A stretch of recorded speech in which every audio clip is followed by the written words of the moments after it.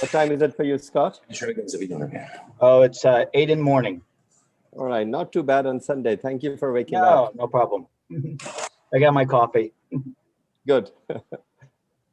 And Ziya, for you? Muted. It is 9 o'clock here, Salman. All right, that's not bad. 9 a.m. Yeah, no, it's not bad at all. Very good. Sandeep has joined us as well. I'm just calling Jose and see if he's on the way. So somebody's asking how long is the session. So basically 35 to 40 minutes neuroanatomy and 12 minutes each speaker, followed by 15 minutes discussion. And we have multiple choice questions at the end. Hi, Greg. Good to see you. Pleasure to have you here again.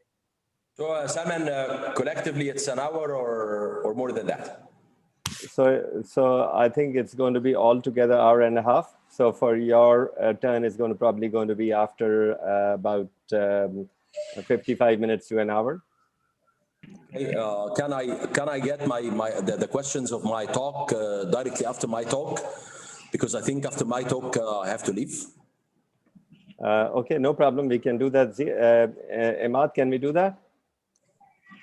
So we can get the answers and we can discuss at the end because all the questions are combined in single form. Or alternatively, Ahmed, I can, if I need to even email the answers back, because now it's 3 p.m. here and I'm in the middle of a lot of work. So I think after my talk, I need to leave. So sure, no problem. So what we could do is you could send the answers to Greg or Scott, and they can take care of it. Yeah, I can reply on each one of them by email. Brilliant.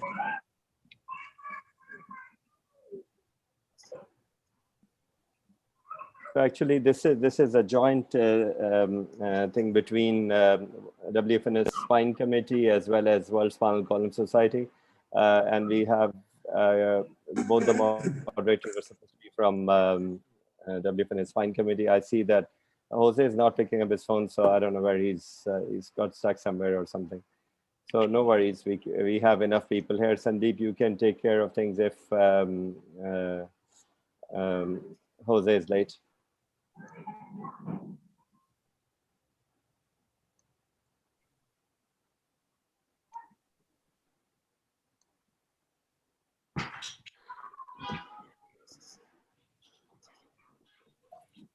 Greg, what's the situation on COVID in Wisconsin? It's not bad where I'm at. We're about 70+% vaccinated, so it's not terrible, but it's back to about where it was last March when things went bad. The problem is that there's nobody really dying here from it, and not as many people hospitalized. And it's all the Delta variant. What about elective surgeries? Are they still carrying on, or? Oh yeah. We're full speed ahead. Good. Yeah, but everybody gets tested still pre-op. Okay. Like I said, where I'm at, most people have been wise enough to get vaccinated. Scott, what about at your place? Yeah, it's picking up quite a bit. I mean, I know like South Florida, it's really in Broward County in Miami, it's really record high where they're peaking highest in the States. So it's kind of been a real problem there. They're starting to see the ICUs filling up. But again, it's the Delta variant and it's the people who were unvaccinated. So the people who got vaccinated are really doing pretty well. It's all the admissions are people who were unvaccinated. So. Yeah, I think same here. What about Saoud at your place? Saoud is muted. I think yes, Saoud. Sorry. Yeah, for the physicians and surgeons, the rate of dual vaccination now is approaching 70–75%, which is very good. But for the general population, it is about less than 10%. We started by the vulnerable and the comorbidities associated individuals, and that's good. Now the rates are very low. It's in between two waves. So the diagnosed cases are less than 100 cases per day. The fatalities are less than 10 per day up till now. But there is no explanation of that. It looks like a herd immunity. I think the undiagnosed asymptomatic cases were very high in the last wave. That's why there is a kind of herd immunity or something like that. So we have no problem now with the ICU beds and occupancy of the isolation places. But I think this is temporary. I think another wave is coming back. Okay, brilliant. Thanks, Saoud. Scott, I think it's all yours. Jose is not here, so you're running the show along with Sandeep for time being. Okay, well, why don't we begin then? We'll begin to welcome everybody. We'll go ahead and get started with the neuroanatomy review, and that's going to be presented here, and we'll have Dr. Khebar go ahead and begin. Is he on the line? Thank you. Yep. Yeah, thank you. Thank you very much, Dr. Scott. I am Dr. Yasir Khebar. Can everybody hear me loud and clear? Yep. Okay. Today we are going to be talking about the sacropelvic anatomy. I'm Dr. Yasir, Chief President, Department of Neurosurgery from Liaquat National Hospital, and we're just gonna talk in detail regarding the sacral anatomy.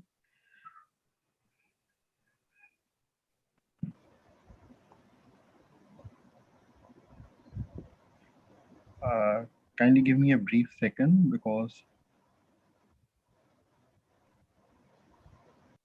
Imad, can you help there? Yeah.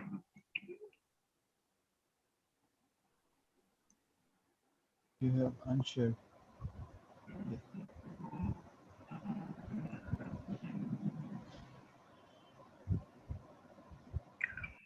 Yes. Okay. So talking about the sacropelvic anatomy, all of you can see a picture of sacropelvis in front of you. So this is the bony anatomy of the sacropelvis that we are talking about.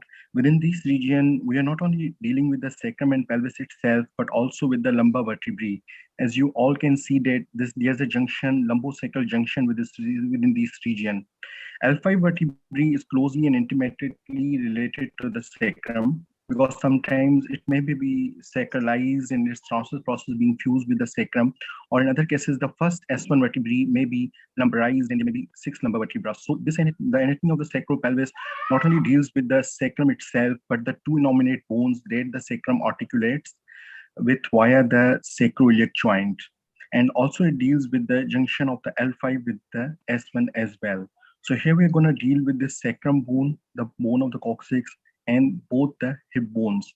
The hip bone we are not going to discuss in detail because the pubium ischium we are not closely related to, but ilium or the iliac fossa part of the hip bone is what we are going to discuss in detail. So in this picture, you can also appreciate this bony ring of the pelvis. This bony ring that I'm highlighting is the pelvic inlet. The pelvic inlet is formed by sacral promontory, that is a broad protruded portion of the S1 vertebra anteriorly, and then by this sharp edge of the ala of the sacrum that is known as lamina terminalis, followed by the arcuate line of the ilium and the pubis.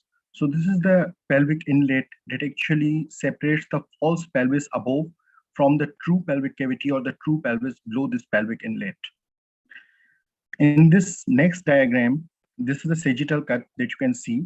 The pelvic inlet has been more clearly demarcated. You can see that it starts from sacral promontory at the sacrum and goes down till the tip of the pubic symphysis.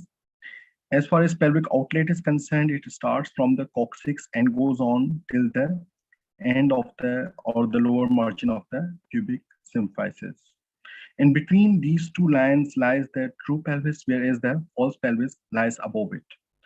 So is this region complex? Is the anatomy we are dealing with complex? What complexity lies here? In front of you is a cross section of this region. And in this, you can see variety of bowel, viscera, and female genitalia being placed within the pelvic cavity. But worry not, because we are not going to encounter these viscera actually, but only the sacrum, the muscles on both sides of the sacrum, and then those viscera which are closely or intimately related to the bone, that is the sigmoid colon in particular, that lies on the left aspect of the sacrum, and it's a retroperitoneal structures which lie or travel just anterior to the sacrum, like great vessels, common iliac vessels, vein, artery, both, also the internal iliac vessels. And then a few neurovascular structures like L5, they travel anterior to the sacrum. They might be encountered when we are placing the screws within this region. So yes, there are a few anatomical hurdles, but with the help of the latest radiographic techniques, it is quite easy. So what is a neurosurgeon's interest when we are talking about sacropelvic anatomy? A neurosurgeon's interest is not only within the sacrum, but also within the pelvis, because sacropelvic alignment is important to him. When we are dealing with deformities, the pelvic parameters that are going to be later discussed come into play, and they not only encompass the sacrum itself, but also the tilt of the pelvis as a whole. So beginning with the sacral spine, we have already discussed the cervical, thoracic, and lumbar spine. Now we are going to our sacral spine. This actually consists of sacrum along with the coccyx bone. Sacrum itself is a triangular bone in the terminal portion of the spine, as you all can see. It is not a single bone per se, but it's actually formed by the fusion of various bones. It is S1, S2, S3, S4, 5 sacral bones fused together to give rise to this single structure that is known as sacrum. And then we also have coccyx that is attached at the lower margin at the region of the apex of the sacrum. And coccyx again is made up of 4 rudimentary bones. Then what other structures are important is that this sacrum is connected on both sides with the ilium, and it's connected with the ilium via sacroiliac joint. Sacroiliac joint is not a strong joint per se, but it's a weak joint. And there are various pelvic and sacral ligaments that contribute to the stability of this joint and stability of this region. So in this picture, what you can see is the ventral surface of the sacrum. The ventral surface of sacrum or the pelvic surface is a smooth surface, and it's concave both in a sagittal orientation as well as in a horizontal orientation. So it's concave in both planes. It has got various transverse ridges across it, like these. These are known as the linear transversi or transverse ridges.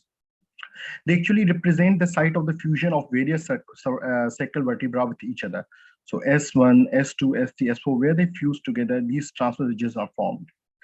Then we can see various foramina on the anterior aspect of the sacrum.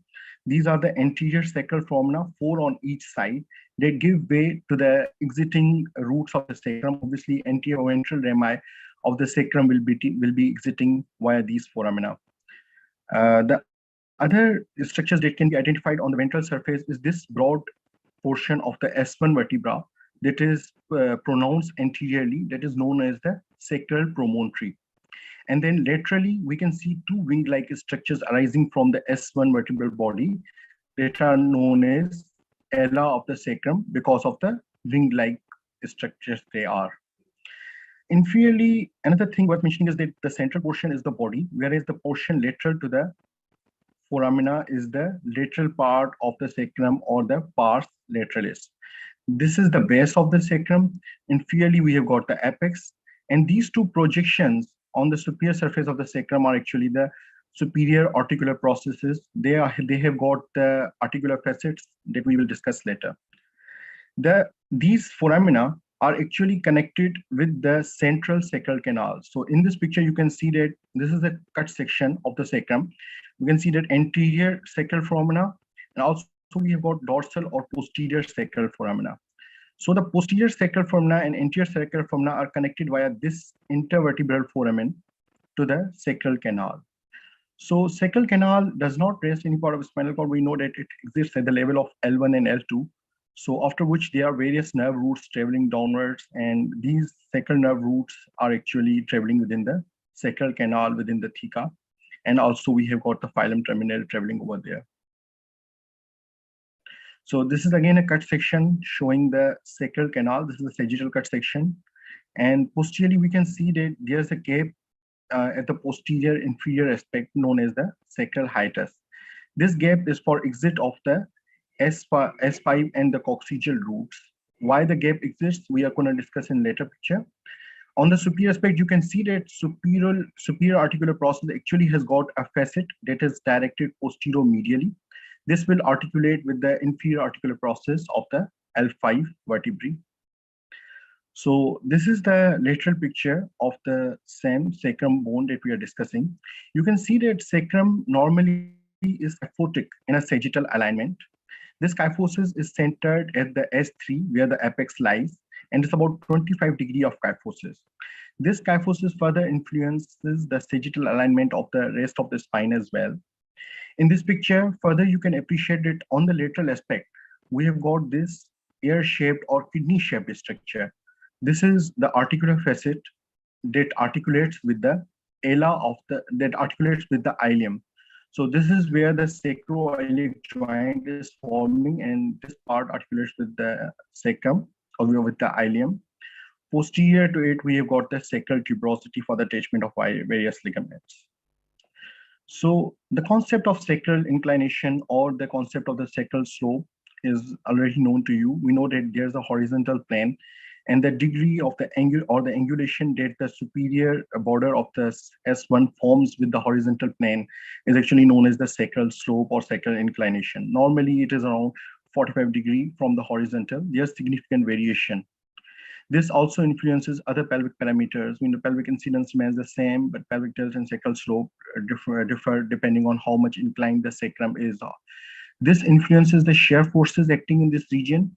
If there's increased sacral slope, that will influence the amount of spondylolisthesis that we are going to encounter. There will be higher degrees of spondylolisthesis if there's higher increased sacral slope. So again, continuing with the posterior surface of the sacrum, you can see that anterior surface was very smooth and concave, but this posterior surface obviously is convex and is roughened. It's not smooth in any way. It has got various ridges. So you can see a ridge within the center. This is the median sacral crest. You can, if we go back to the normal anatomy of the L5 spine, we remember that in the center we have got the spinous process. So these are actually the spinous process of various sacral vertebrae that have fused in the midline to give rise to this median sacral crest. Again, we can see a hollow groove just lateral to this median sacral crest. This represents the fused lamina. In the normal spine, in the lumbar spine, we can appreciate the lamina are there lateral to the spinous process, but here we have got this hollow groove. And just lateral to it, if it was a normal spine, we would be having the articular facet joints. But here the various facet joints have actually fused to form this intermediate crest. So median crest, then the hollow groove, and then we have got the intermediate crest. Just lateral to the intermediate crest, we have got the posterior sacral foramina. Previously, we appreciated the anterior sacral foramina. Now we are seeing the posterior sacral. The anterior sacral gave way to the ventral rami, and these gave way to the dorsal rami of the sacral roots, especially S1 to S4. Further laterally, we have this lateral sacral crest. So we have three crests: median, intermediate, and then the lateral sacral crest. Lateral to it, we have got the tuberosity and we have got the articular surface we already discussed. And this part that is lateral to the lateral crest is the pars lateralis, whereas this central part is the body of the sacrum. If we go back to that hollow groove, we can see that clearly we have an opening in the center. This opening is because the lamina of S5 and coccyx X4 are deficient in the midline, forming another opening posteriorly that is known as sacral hiatus. This is for exit of the S5 and the coccygeal root posteriorly. The S5 facets are further pronounced in the end that are known as the sacral cornu. These sacral cornu are going to articulate with the cornu of the coccyx. We are going to discuss in detail later. So pedicle bounds. What do we mean by pedicle bounds? Simply, what are the boundaries of the pedicle? Though there are no pedicles over here, but we have already discussed that the articular facets are the joint area of the pedicle. So what if we are placing screws, what would be the boundaries? Superiorly, you will be encountering the anterior margin of the S1 facet. And then inferiorly, you would be having the this is for S1 only. Inferiorly, you would be having the superior edge of the dorsal foramen. Lateral edge of the sacral canal will lie medially, and there was an undefined lateral border, as this is as per Benzel's. Then about the sacroiliac joint, we have already discussed it. It's a kidney-shaped articular surface, connects with the ilium, and it is formed by S1, S2, and superior part of S3. The lower part of S3, 4, 5 do not take part in its formation. Also, the thing about the S1 I've already mentioned, so skipping it. Now, this was about the osseous anatomy of the sacrum. Now, what about the ligamentous anatomy? I already told you it's the weak joint, sacroiliac joint. So ligaments have an important role in providing the stability of this region. So we have got ligaments anteriorly. You can see we have got anterior sacroiliac ligaments connecting the sacrum with the ilium. And we have got iliolumbar ligaments. These are actually running from the transverse process of L4, L5, and they connect with the ilium. But these anterior ligaments are relatively weak when we talk about the stability. Comparatively, the posterior ligaments are the strong ligaments that provide main chunk of the stability. Also, these iliolumbar ligaments run from the transverse process of L5. So if there is a transverse process of L5 fracture, it indicates pelvic spinal instability as well, because it means this ligament is also disrupted. The other ligaments are located over here. You can see the sacrospinous and the sacrotuberous ligaments. The sacrospinous ligaments runs from the anterior surface of the sacrum to the ischial spine, and it divides this space within two notches, the greater sciatic and the lesser sciatic notch. And then the sacrotuberous ligaments runs posteriorly, and it connects the sacrum with the ischial tuberosity. So this is the posterior view of the spine. We can see the posterior sacroiliac ligaments over here. These are comparatively the strong ligaments. They provide the main chunk of stability. Also, various coccygeal ligaments can be seen in the lower portion. The lateral and posterior sacrococcygeal ligaments can be seen. Okay, this is a bit better picture for seeing the posterior ligaments. We can see the posterior sacroiliac ligament over here. And then we can see the interosseous ligaments between the posterior surface of the sacrum and the ilium. These ligaments are the main source of the strength of the pelvis and the sacroiliac joint. So if a fracture occurs, these ligaments actually influence the fracture location. So usually the transverse fractures occur at the mid portion of S3. Why they occur at mid portion of S3? Because it is the region where the inferior margin of sacroiliac attachment terminates. And vertical fractures occur through the posterior dorsal foramen, because more medially you have got the attachment of these strong interosseous ligaments. That's why these fractures occur away from the stronger SI complex. Again, posteriorly, you can appreciate this is the ischial tuberosity and this is the sacrum. So this is the sacrotuberous ligament that can be seen posteriorly. So a lateral view showing the same ligaments, the greater sciatic, the lesser sciatic, and the sacrospinous dividing it. This is the anterior sacroiliac ligament. This is in a sagittal view medially. Now, after ligaments, we can deal with the muscles of the back. Though there are not many muscles within this region, but this great erector spine can be seen with its three heads that are spinalis, longissimus, and iliocostalis. They travel and finally attach at the base of the coccyx. If we remove that muscle, we are going to encounter a few other muscles, like in between the transverse process of the lumbar vertebra, we have got intertransversalis lateralis lumborum muscle, and that goes all the way to attach to the ilium, the final part of it. We have also got the multifidus lumborum muscle. In the pelvic floor, we have got few muscles that we neurosurgeons don't usually deal with, but these are special for the pelvic strengthening. These are the prepococcygeus, ischio, and iliococcygeus muscles, obturator internus. But this piriformis muscle is of interest to us. It runs from the anterior surface of the sacrum, and this is of specific interest. I'm going to show it to you later in my video. Again, we have got the iliopsoas muscle, iliacus being the major flexor of the hip and the psoas. And this picture has been kept over here because of its relation to the lumbosacral plexus. We know that the lumbosacral plexus originates within the psoas major muscle, and we can see various branches of the lumbosacral plexus coming and arising out. More intimately within the sacral region, we have to deal with this lower plexus, that is the not the lumbar plexus, but the lumbosacral plexus. that is formed by S1 to S4 roots and also takes part of help from the L4 and L5, the lumbosacral trunk. Why lumbosacral trunk is important to neurosurgeons? Because this lumbosacral trunk, while joining the sacral plexus, travels just anterior to the sacrum. And when we are pressing the screws over here, we might inadvertently damage this root or this trunk. So this is a video that I'm going to share with you guys. So let's get started. Okay. So this video shows the sacrum. We have already studied its anatomy in detail. This is the ventral surface of the sacrum being shown here. These are the ala of the sacrum, the two wings. Both sides of the ala of the sacrum can be visualized on the superior aspect of the sacrum bone. This highlighted green structure is the lamina terminalis. That is the anterior margin of the ala of the sacrum. On the lateral aspect, we have got the articular surface of the sacrum that is ear-shaped. Posteriorly, we have got three crests. This one is the intermediate crest highlighted in green. In the midline, we have the median crest, and laterally, we have got the lateral crest. This lateral crest separates the pars lateralis from the body in the midline. Then if we go regarding various landmarks, again, we have got the median sacral crest. This is formed by the fused spinous process. Anteriorly, we have got the sacral promontory that marks the boundary of the pelvic inlet. Then the sacral cornu. You can see that at the apex of the sacrum, this enlarged articular facet of the S5 is known as sacral cornu that is going to articulate with the coccygeal cornu.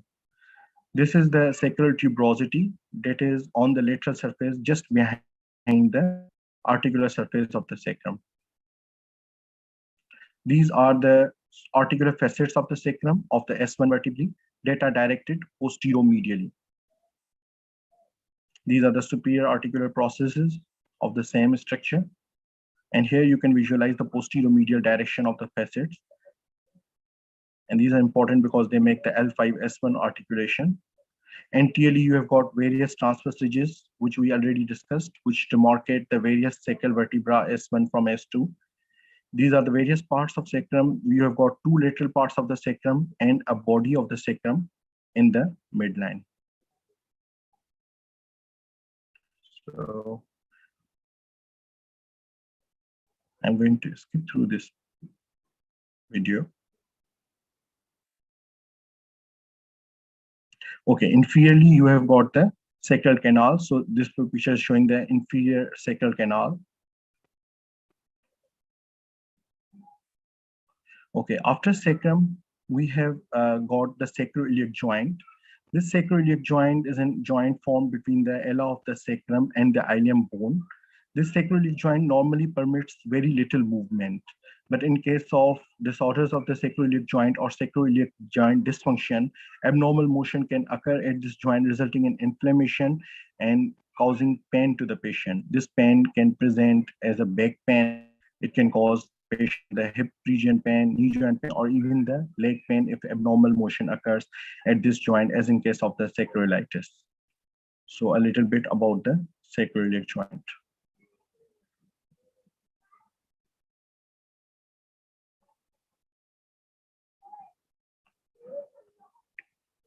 Okay. So now regarding the neurovascular anatomy. Within the neurovascular anatomy, there are various neurovascular structures that we encounter in this region. First of all, the neural structures that we encounter.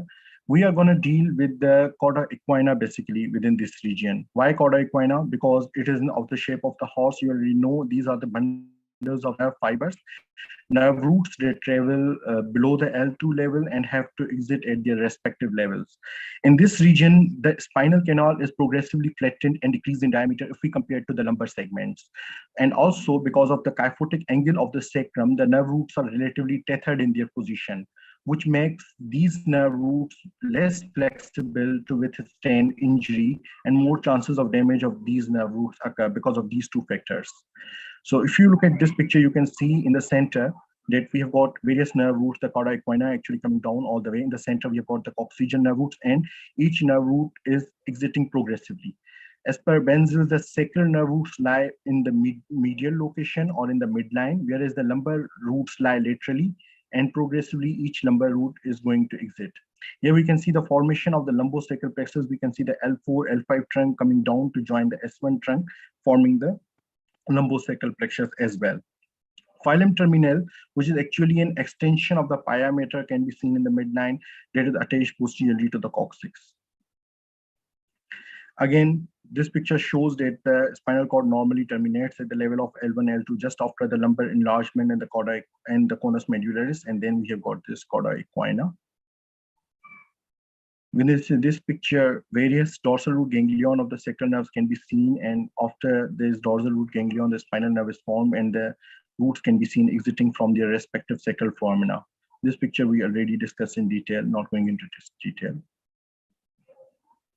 Okay, why I have kept this picture in view is because this one not only shows the formation of the lumbar plexus, but also shows the relationship of the lumbar plexus to the lumbosacral plexus inferiorly. It shows that how the L5 and S1 root travel downward and leads to the formation of the lumbosacral plexus itself.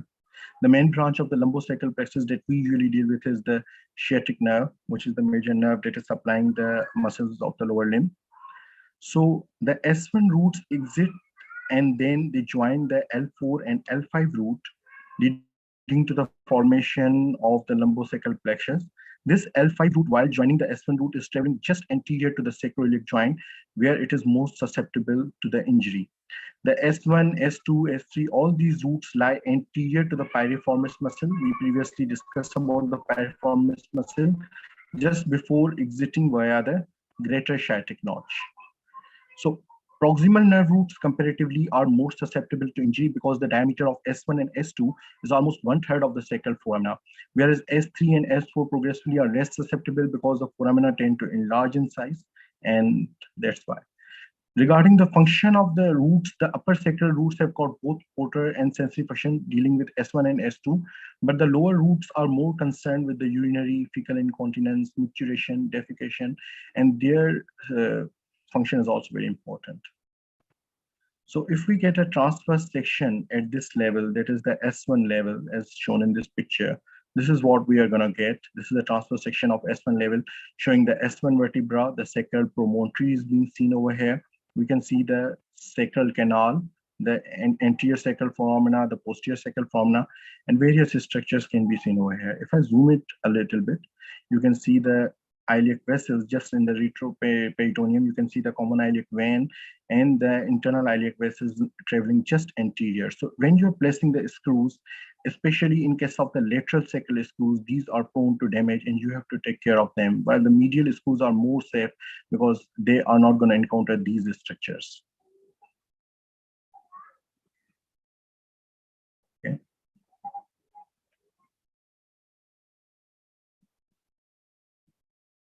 This is another video that I am showing. This is showing the relationship of the aorta and the common iliac vessels with the vertebral levels. You can see that the common iliac artery divides just anterior to the sacroiliac joint. And we have got another artery traveling within the midline, that is the median sacral artery and the lateral sacral vessels on both sides of the sacrum. This is the common iliac vein. We can see that the external and internal iliac vein joined together, it anterior to the sacroiliac joint. They are also prone to damage if the care is not being taken. Also, the lateral iliac veins have been shown over here, traveling just anterior to the sacrum. Further, you can see the L4-5 root joining the S1, S2, S3, 4 roots to form the sciatic nerve that has been shown in this video. If we add further nervous layers within this structure, various nervous structures can be seen. Internally, you can see within the vertebra, the cauda equina is traveling, and this is the central coccygeal nerve that travels all the way within the cauda equina. Additionally, on both sides of the spinal cord, you've got the sacral sympathetic trunk traveling. This is showing the relationship of various neurovascular structures with the psoas major muscle. So it is being shown over here. Moving on, this video shows the relationship of the various joints within this region, and I'm unable to.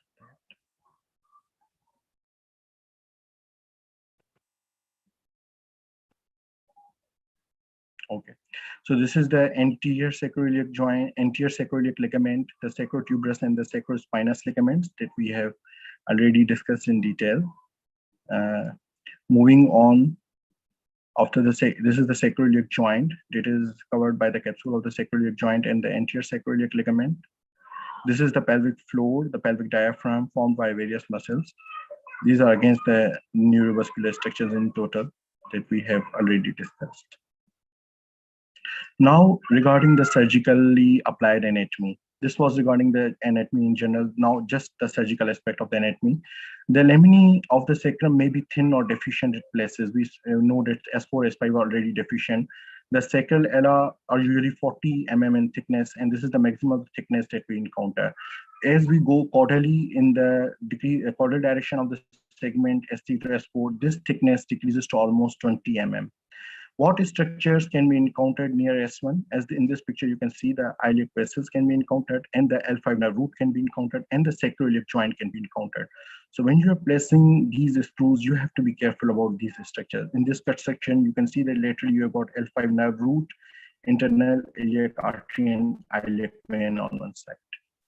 So where do you usually place the screws within the S1? You can see that the superior facet of the S1 faces posteromedially, and the entry point for the S1 screw is just below and lateral to this S1 facet. This entry point is just 5 to 6 mm lateral to the spinal canal or the sacral canal.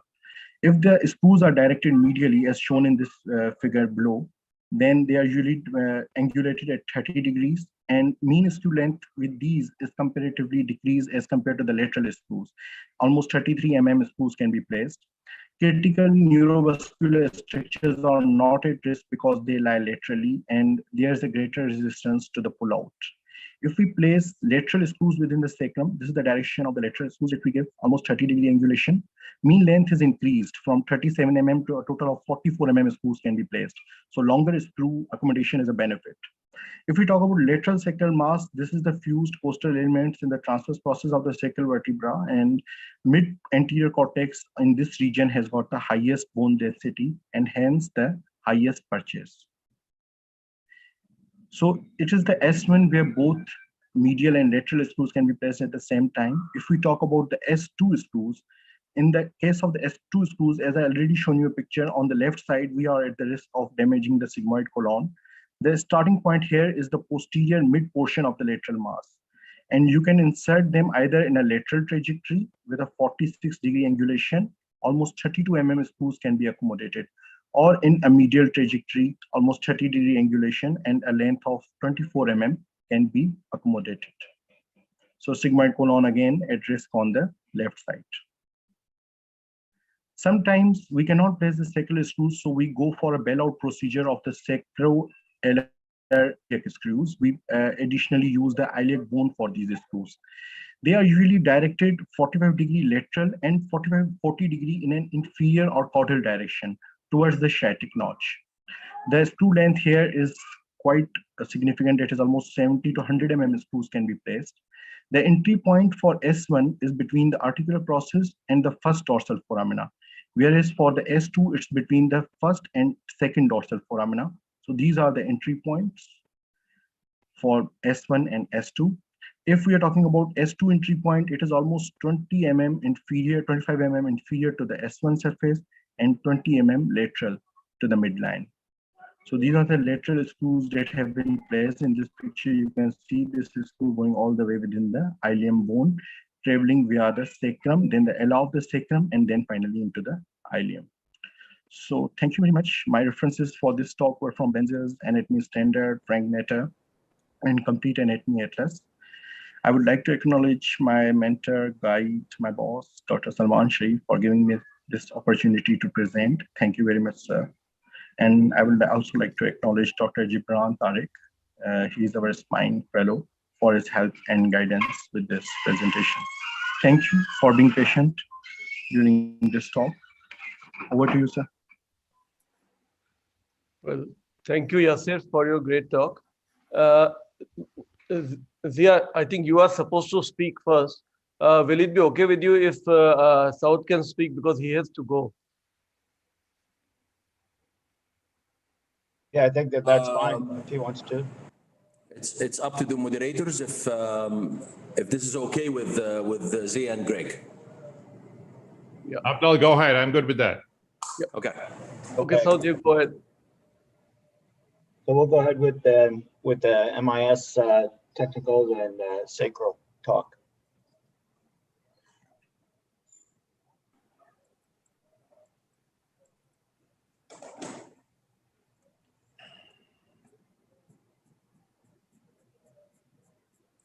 Can you hear me?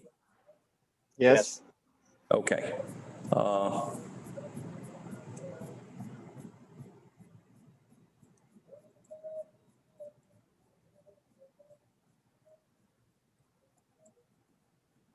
10 seconds, I'm going to be ready. I'm sorry about that.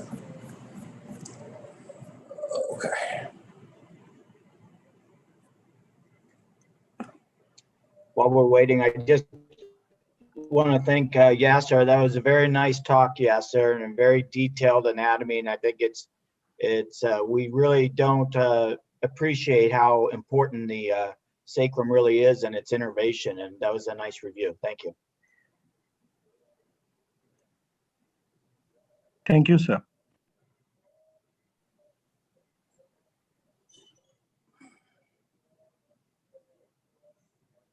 Here we go. I'm ready.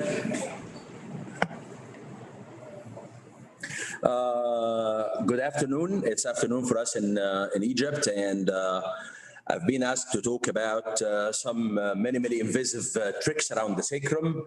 It's mostly done for fractures and sacroiliac dislocations, and in some tumor cases. I'm going to give a short brief on that. This is my university, Ain Shams University, and this is Sacrum Palace that I'm talking from now, which is the headquarters of the higher administration of Ain Shams University. It happens now that I'm the vice president of this university for students affairs and education. We're going to talk about fractures like this one, fractures of the sacrum of different kinds and displacements of different degrees, and even sacroiliac dislocations of different types. And after giving some information about these fractures and fracture dislocations and biomechanics around this area, I'm going to describe the minimally invasive technique that we are using for this specific indication. What are the dangers to start with, since we are talking about anatomy mostly? What are the dangers of sacral fractures and sacroiliac dislocations? Immediately, life-threatening retroperitoneal hematoma, expanding retroperitoneal hematoma, and the sources of blood in these fractures and fracture dislocations are immense. It's the corona mortis in front here, because this is a pelvic ring. Usually when the ring is disrupted from posterior, it's disrupted from anterior as well. And I'm going to describe this, but posteriorly as well, there are a lot of blood vessels that can supply huge expanding retroperitoneal hematoma. And the most important thing is to talk about this retroperitoneal hematoma as an expanding one, because usually it's going to be stopped by the limited space of retroperitoneal space. But when the pelvis is fractured, there's nothing to limit that expansion. And that's why it's expanding, and it can take liters and liters of patient's blood until the patient is shocked and dies. And before this minimally invasive technique I'm going to describe, there were only two methods, mostly to save a patient's life. One of them is selective embolization by arteriogram to try to move an embolus to close that bleeding vessel, or the use of external fixator. And here you can see the external fixator. The idea of the external fixator, it's attached to the iliac crest. and it's mostly stabilizing the anterior part of the ring, not the posterior part. The only fixator that is used to fixate the or to fix the posterior aspect is the C-clamp, which is huge. But even this external fixator, this is how it looks with the patient, and it's very difficult to nurse the patient this way. And also, it's usually applied to patients with shock because it's applied with local anesthesia, so it can stop the retroperitoneal hematoma from expanding to save patients' life. But usually in 2 or 3 weeks, pen tract infection happens, and that's why it's not possible to use this external fixator as a definitive method of fixation.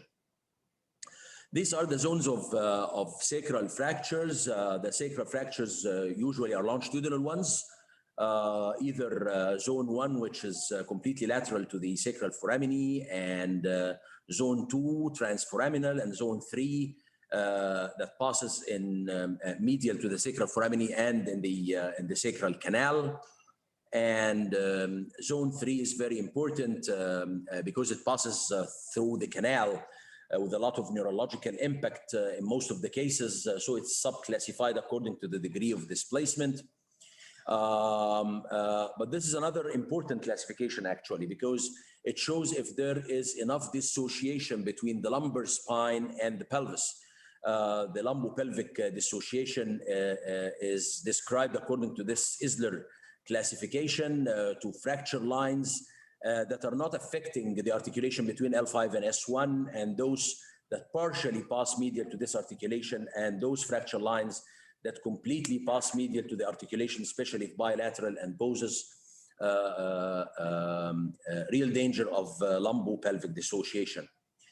But since the fractures of the sacrum are not the only posterior injuries that can take place with those patients, also sacroiliac dislocations can take place, which can be a vertical shear injury where the hemipelvis is sheared, superior, inferior, posterior, or anterior, or lateral compression, which is a fairly stable one, or if the compression is coming from the back to the front, which is anterior-posterior compression, or open book injury, and it can be just a combination of that, and it's called the combined mechanical injury, and this is the Young and Burgess classification for the pelvic ring injuries.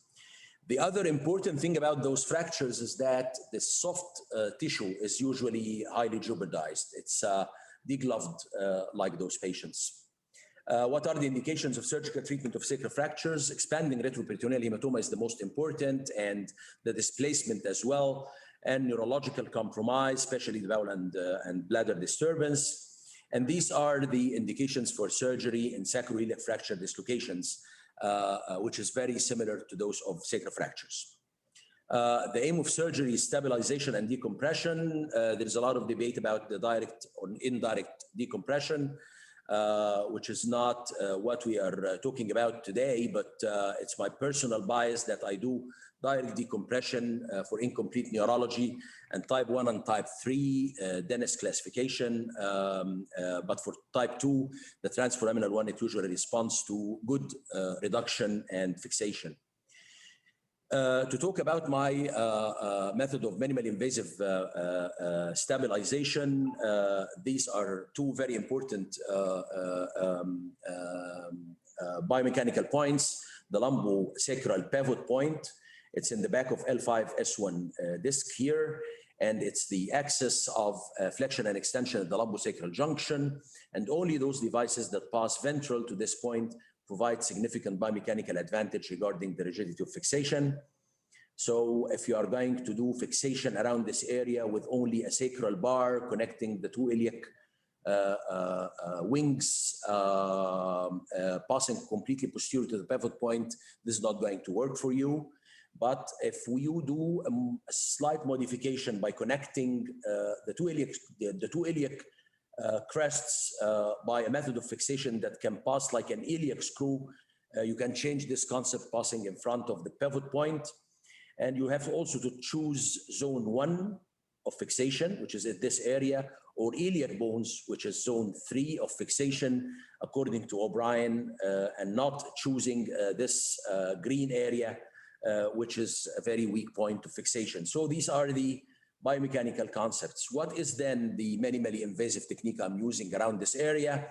It's just if you connect the two iliac crests or the posterior spherical spine with a bar like this one, you are completely posterior to the pivot point. But if you attach this rod to iliac screws, this is the modification that I've done. And if you put 2 screws on each side and connecting them this way, now you have all the iliac screws passing here in between the tables of the ilium. The pivot point is here. So partially, the whole device is in front of the pivot point, and it's connecting 2 iliac bones, which is zone 3 of fixation. So it should be a very effective method of fixation around this area. This is the very first case. So the openings or the surgical exposure of the posterior iliac spine was or needed some real exposure, but now it's just 1 centimeter on each side when we can apply 2 screws. You don't need any image intensification because you just use your assistant in putting his fingers around the tip of the greater trochanter here, and you direct your screws towards the greater trochanter, and feeling that you're in between the tables of the ilium is usually enough to put 2 screws, and then just a tunnel deep enough here that would put both your rods here. This was the first publication in the World Spine Journal before it joined the World Neurosurgery on the first 2 cases. And now such a fracture that is an open book from anterior and a transforaminal fracture from posterior was managed this way. This patient was hemodynamically unstable.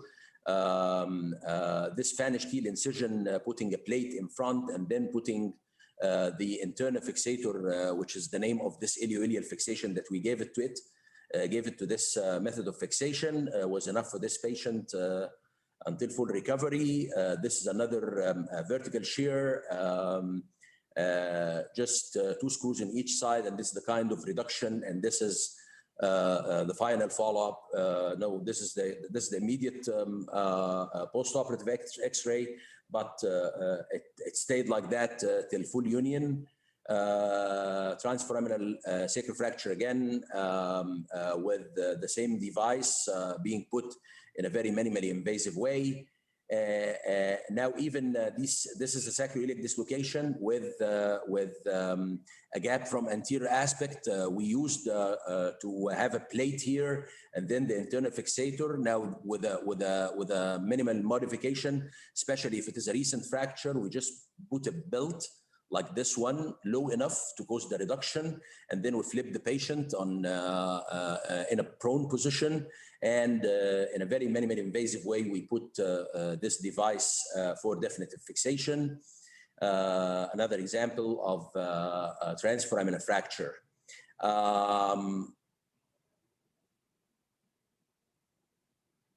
We studied this biomechanically, by the way, in the United States, in University of Toledo, myself, Lisa Ferrara, Andy Wakefield, and A. Joel, and we showed this in San Diego in 2015 in ISASS as an oral poster presentation, and putting this device after creating a transforaminal sacral fracture is even stronger than intact specimen. This is a long-term follow-up, or like it's a 3 years, not a long term. It's a moderate term follow-up on a number of our patients, published in World Neurosurgery in 2018. It was prospective, done in Ain Shams University hospitals on 50 consecutive patients. According to Bowman clinical score, we had 84% excellent clinical results, 12% good clinical results, and 4% fair clinical results. And social scoring, 68% of patients came back to their normal jobs and recreation. and 20% changed their job, and only 12% had fair social scoring.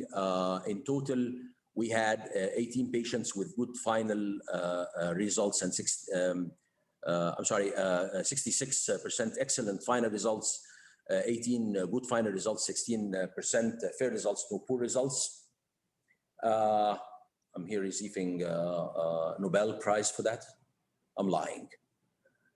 The only problem usually is the prominence of these screws and the need for removal of the hardware. Now we are starting these screws medial enough to the posterior spherical spine. In most of our cases, we don't need to remove the screws, but we now have a fair number of patients that we are using S2 alar iliac screws that you heard about in the previous lecture instead of the regular iliac screws, and it works very well.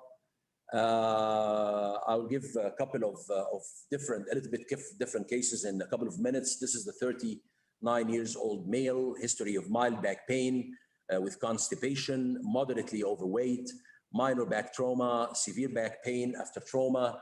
Only neurological manifestations were incontinence of urine and stools for like 12 hours when presented to our center. This is the CT. It looks to me as a giant cell tumor that was complicated by this zone 3 fracture of the sacrum, and it was proved so after decompression and cytology reporting.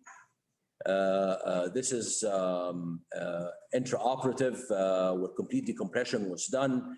And since it's evident here that there is dissociation, lumbopelvic dissociation, and there is partial passage of the fracture line on both sides, medial to the lumbopelvic or L5-S1 articulation. We consider this as a lumbopelvic dissociation, and we use this technique where we used 2 iliac screws on each side and fixation, pedicle fixation to L5. And we had this ilioilial and lumboilial fixation to solve this problem, and there is a full fusion. And I think that technique was used also by Salman and Sandeep in a couple of their patients, and it worked very well. Final example, 48 years old female, heart swelling in the lower back, enlarging for years, recently painful and prevents her from sitting, sciatica and paresthesia and distribution of L5-S1. This is the CT. It looks like a huge chondro sarcoma. We did near total hemisacrectomy, open, and we managed to save the neurological structure around this area. And we used our device for fixation. Patient had stereotactic radiosurgery afterwards. We consider this as a separation surgery because we removed more than 90% of the tumor, especially everything which is around the neurological structures. So SRS helped us later, and this patient is now at 2 years of follow-up, and there is no significant recurrence. Thank you so much.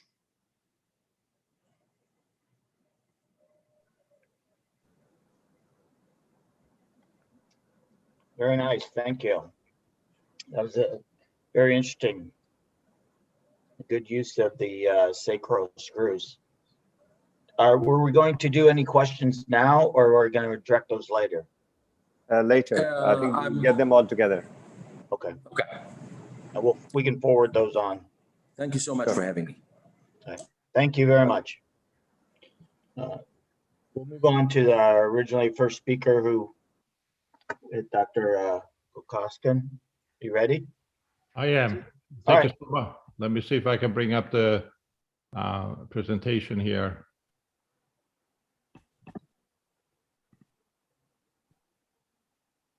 Are you able to see my screen? Yes. All right. So there will be some element of repetition here, given that the prior 2 speakers really have covered this sacral and pelvic anatomy very nicely. But I'll try to focus on surgical elements of this anatomy, how we use this information and apply to the surgical treatment of sacral fractures or sacral tumors. I think that's really the sort of the lessons that we want to learn from this experience. So let's see if we can advance this. As you know, the sacrum really sits behind the posterior part of the pelvis, and it is really the foundation for the rest of the spinal column. And hence, it really transfers all the loads from the spinal column through the sacroiliac joints down to the lower extremities. And most people consider, from a biomechanical perspective, anything below S3 is not really relevant as far as the integrity of the pelvic ring is concerned. Given that the sacrum really sits at the bottom of the spinal column and it serves as a foundation to it, it really is very important in determining the global alignment of the spinal column or global alignment of the individual as a whole. As you can see, in a normal situation, our head is centered between our shoulders and the spinal column. If you drop a line from the C2, although should really fall between the two heels when you do that. And this really sort of shows on an X-ray. If you drop a line in the middle, you can see it goes between the two heels here, and then any line from C2 or C7 should really more or less drop between the two heels. This is considered to be normal alignment, and from an ergonomic perspective, this is incredibly important to maintain sort of the economy of energy to function in that sort of the zone of comfort. And as you can see here, when you look at the spinal alignment parameters, and I know that Greg is going to cover this in detail. I'm not going to go into the details of that, but I just want to emphasize that you need to, if you look at, for example, lumbar lordosis, in normal individuals, it really ranges anywhere from 30 degrees all the way up to 60 degrees. Really, why is it so different, and how that lumbar lordosis is determined? Not only that, also the kyphosis in the thoracic spine, lordosis in the cervical spine, all have very significant normal ranges. And that really implies that something else is really determining what that number is going to be. And if you look at the pelvic parameters, I'm not going to spend a lot of time on this, but I think it's very important for particularly neurosurgeons to fully understand this. This concept really became a commonplace within the last decade and a half. Prior to that, I don't think that we really fully appreciated what that really meant. But this particular number, the pelvic incidence, which is fixed, does not really change over somebody's lifetime significantly. And this particular number, which is a line drawn from the midpoint of the S1 end plate to the center of the hip joint here, and a line perpendicular to that. This number really determines what happens above the pelvis, above the sacrum, as far as the spinal alignment is concerned. And I put two X-rays here, although it may not project very well. On the left side, we do have a patient with a fairly large pelvic incidence, as shown here. And you can see the patient has a fairly exaggerated lumbar lordosis, whereas we are looking at here, we have a fairly shallow or a small pelvic incidence, and the person's lumbar lordosis is quite modest. And so and not only that, also the thoracic lordosis determine what that lumbar lordosis is. And in the same fashion, on the left side, you can see the thoracic lordosis is quite exaggerated given the amount of lumbar lordosis this individual has, and based on the very large pelvic incidence. I think the take-home point from this is that the pelvic incidence, or the how the sacrum really is situated within the pelvis in a fixed position, determines what the global alignment of the individual is going to be like. And this is very important from a surgical perspective, because anytime we do an operation at the lumbosacral junction, we should really think about restoring the patient's normal alignment at the end of the operation. If you do not do that, the patients could be quite miserable. It's also important to note that if you were to do a total sacrectomy procedure, i.e. remove the sacrum and dissociate the lumbar spine from the pelvis, you can really place the patient's spinal column anywhere you want, in a three-dimensional place. Of course, you want to put it where it was previously, but you would have significant amount of mobility and opportunity to fix the patient in the wrong position in the OR. And so we learned this over the years the hard way by fixing a lot of people in a flat position. And then, we pay a lot of attention to that now. This is a schematic representation of how the load is transmitted from the lumbar spine down to the sacrum, and then from there through the SI joints down to the pelvis, and eventually to the hip joints bilaterally. Earlier, a beautiful lecture was given about the anatomy of the sacrum. I'm not going to dwell on that very much, but I just would like to highlight a couple of points as it relates to just the bony anatomy of the sacrum here. So we have the sacral ala laterally here, and the lateral aspect of the sacrum here.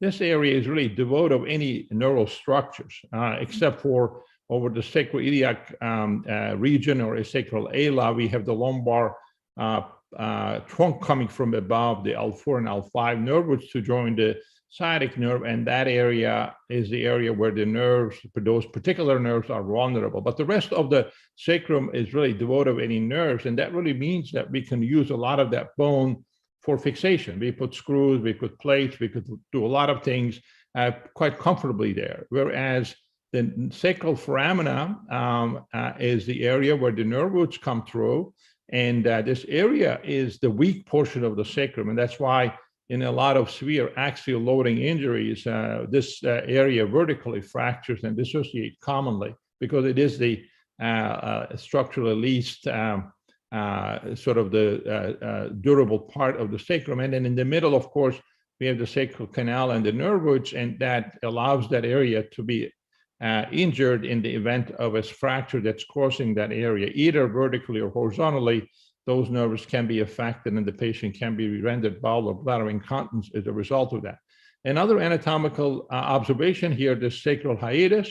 As you can see, this part of the sacrum is, in many people, are not covered with bone. And sometimes this really can be quite large, and sometimes could be relatively low. And so this is where the lower sacral nerve roots, like the S5 and so forth, travels out. And you can, when you're exposing it, you can easily burn through them. Now, most of the time you do not notice any significant neurological deficit, but you can find yourself in the sacral canal if you do not pay any attention that there is a defect in the lower aspect of the sacrum there, particularly during the exposure. Now, let me go to the next one here. This is again the schematic showing what's happening here as it relates to the nerves and how these nerves relate to it. This schematic is not really entirely accurate, and I think these 4 and 5 roots come closer, a little bit higher up in the ala, and travels in front of the sacroiliac joint and goes and joins the upper sacral roots, S1, S2, a little bit contribution from S3, and forms the sciatic nerve, and that travels out here. And again, if you look at the pudendal nerve, is a very important neural structure here, particularly when you are doing sacral tumor surgery, and ventral roots of the S2, S3, and S4 comes together. They come together and they form the pudendal nerve, and the pudendal nerve travels here, right posterior to the coccygeus muscle, and then innervates the, as you know, the sphincters of the bowel and bladder. And I'll come back to that because the course of this nerve is critical when you are doing sacral tumor surgery. And if we do not pay attention to that, although you may preserve the sacral roots proximally, you may end up cutting the pudendal nerve distally, and you can still render the patient bowel and bladder incontinent without actually knowing that you've cut through that.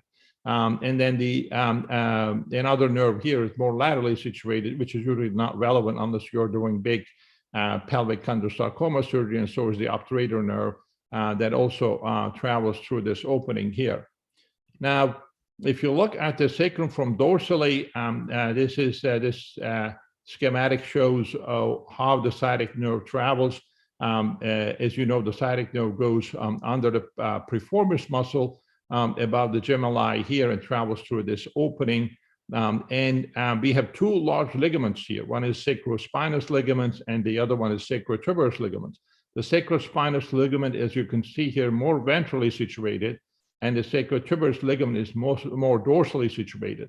And the importance of these 2 ligaments as it relates to the course of the pudendal nerve travels between these two ligaments.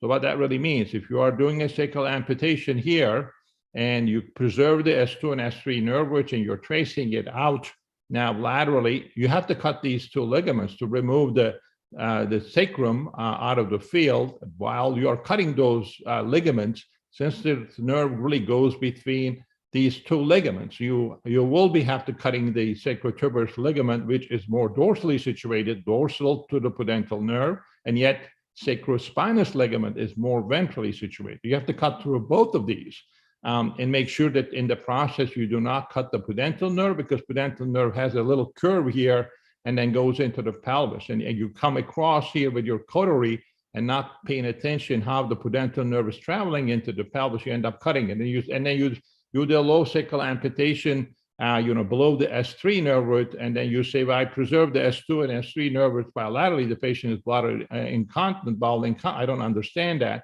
And I suspect most likely you cut the pudendal nerve without knowing it when you're trying to cut these two ligaments to release the distal portion of the sacrum. There are anatomical structures in front of the sacrum, vascular structure, that are highly relevant. I think Abdel very nicely demonstrated earlier that many of these patients, sometimes die because of excessive blood loss after following a pelvic fracture.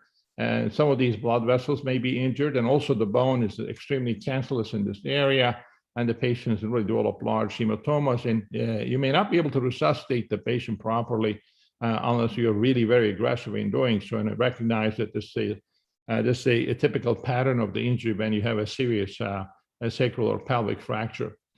This is an illustration by our illustrator in Suk showing the complex anatomy of this region. You can see how crowded this area is. And so we have to really release all of these structures in order to get something out of here. And I just would like to draw your attention here to the L4 and L5 nerve, which you can see how they are coming together. As I said, this nerve actually come closer compared to the previous schematic, much higher, and then becomes one big trunk. And I'll show you intraoperative pictures to illustrate this point, and then it travels in front of the ala. And it is a common area it gets injured. Even when you're doing a total sacrectomy procedure, for example, if you do not pay attention to this, you will cut the L4-5 root, which really renders the patient a wheelchair bound as opposed to having an ambulatory patient at the end of the operation. And then earlier, the references were made to the ligaments.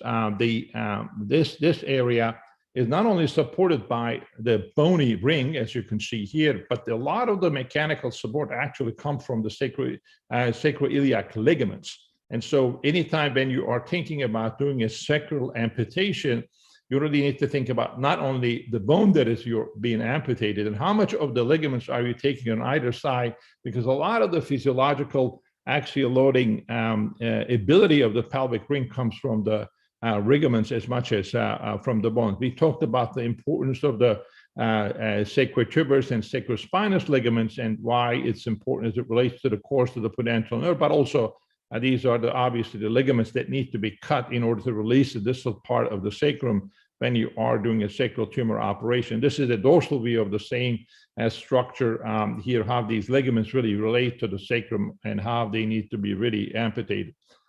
Now, this is an interesting study that looked at how much of the sacrum actually you can cut. This is a Gutenberg study, very old study. This is a cadaveric study, and the sacrum was progressively amputated, and the physiological load to failure was measured. And so what he noted, the take-home message basically here is that you can resect a lot of the sacrum and the adjacent ligaments without disrupting significantly the integrity of the pelvis. You can cut across the S1, S2 disc space, for example, and what is left behind, just the S1 vertebral body, is sufficient enough to sustain the physiological axial load. Even you can cut some of the S1 vertebra. If you can cut like the distal 1/3 and the proximal 2/3 junction across that area, even some of the S1 left can be sufficient enough to sustain the physiological loads as long as the adjacent sacroiliac joint ligaments are preserved. and you don't necessarily need to do sacral pelvic fixation in that patient.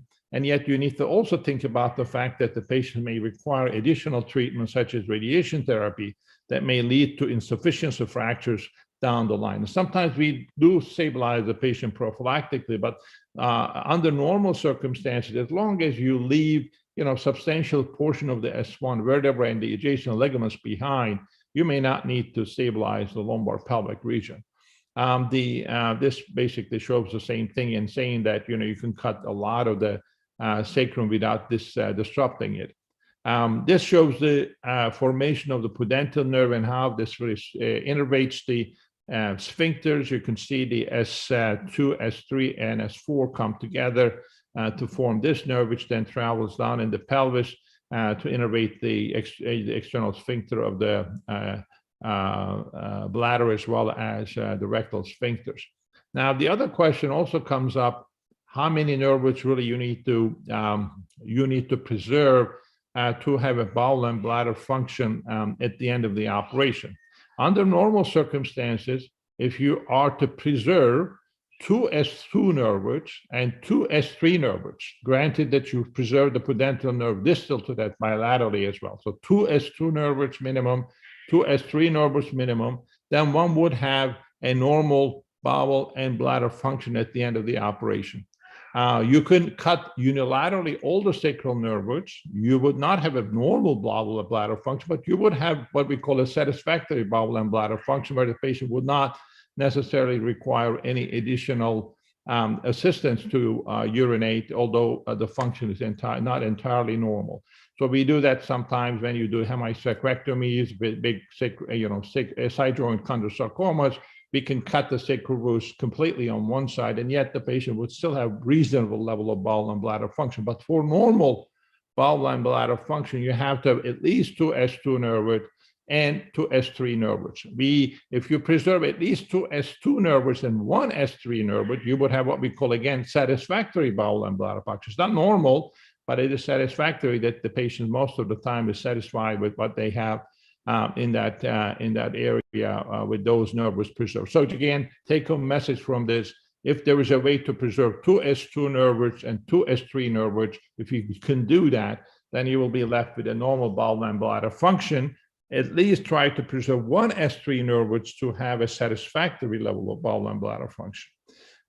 We also talked about the importance of the L5 nerve roots. So if you preserve the L5 nerve roots, and L4 nerve roots, of course, have bilaterally, most of the time when you even do a total sacrectomy and cut all the sacral nerve roots, the patients would be able to walk satisfactorily. Although it may not be perfectly normal, they would be able to get up and walk satisfactorily. For them to work normally without any hint of any dysfunction, typically you need to preserve everything S2 and above to be able to accomplish that. If you cut all the sacral nerve roots below the S1 segment and preserve the S1 nerve roots and above bilaterally, the patients typically have near normal bowel and bladder function. These are some of the take-home messages as it relates to cutting the sacral nerve roots and preservation of those nerve roots. Again, 2 S2s and 2 S3s are needed to have a normal bowel and bladder function. And you need to make every effort to preserve the L4-5 trunk so that the patient would be able to walk satisfactorily after the operation. Some of the areas of the pelvis, I think our speaker earlier alluded to that, are suitable for placement of some screws. And you can see a number of screws that we place in the sacrum during the surgical procedure and take advantage of those anatomical landmarks. And just to show you in the schematic here where these screws go, and of course, this is your traditional S1 screw that is shown here blue. And this green one is your what we call sacral alar screw that goes into the really ala of the sacrum. This is the S2 iliac screw, which goes between the S1 and S2 foramen, through the S2 pedicle, through the side joint right above the hip joint here. And then this is your traditional, what we call iliac screw. And then, of course, transiliac bars. And it was very clever that Abdel showed that how you can percutaneously accomplish placing a transiliac bar, basically reestablishing the sacral ring posteriorly with minimal invasive procedure. I really like that very much. I think it's very clever to do that. And here again, posterior, we are showing these screws and its various trajectories. This is your traditional S2 iliac screw. And you can also do that minimally invasively in addition to the, as what Abdel showed with the traditional transiliac bar. So you can really do a small opening here to an S2 iliac screw on one side and another side, and then pass a rod in between, although the spinous process in the meantime may get in the way, or it's a little bit easier here to do that. But these are sort of some quick and dirty ways of closing the posterior pelvic ring when you have a comminuted fracture of the sacrum in the middle to sort of stabilize the area until the patient heals and gets up. And this is showing the traditional position of the S1 screw, and this is the S2 a large screw again here. This slide was shown earlier. These are the various zones where the sacrum is divided based on the Denise classification here. This area, the zone 1, is most devoid of any neural structure except for the lumbar trunk.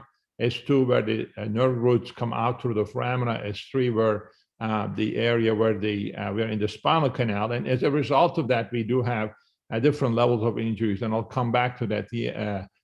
This shows you again, schematically, how the fractures can work through the weak areas of the spine because the foramina really weaken this area, and as a result of that, you get vertical fractures there.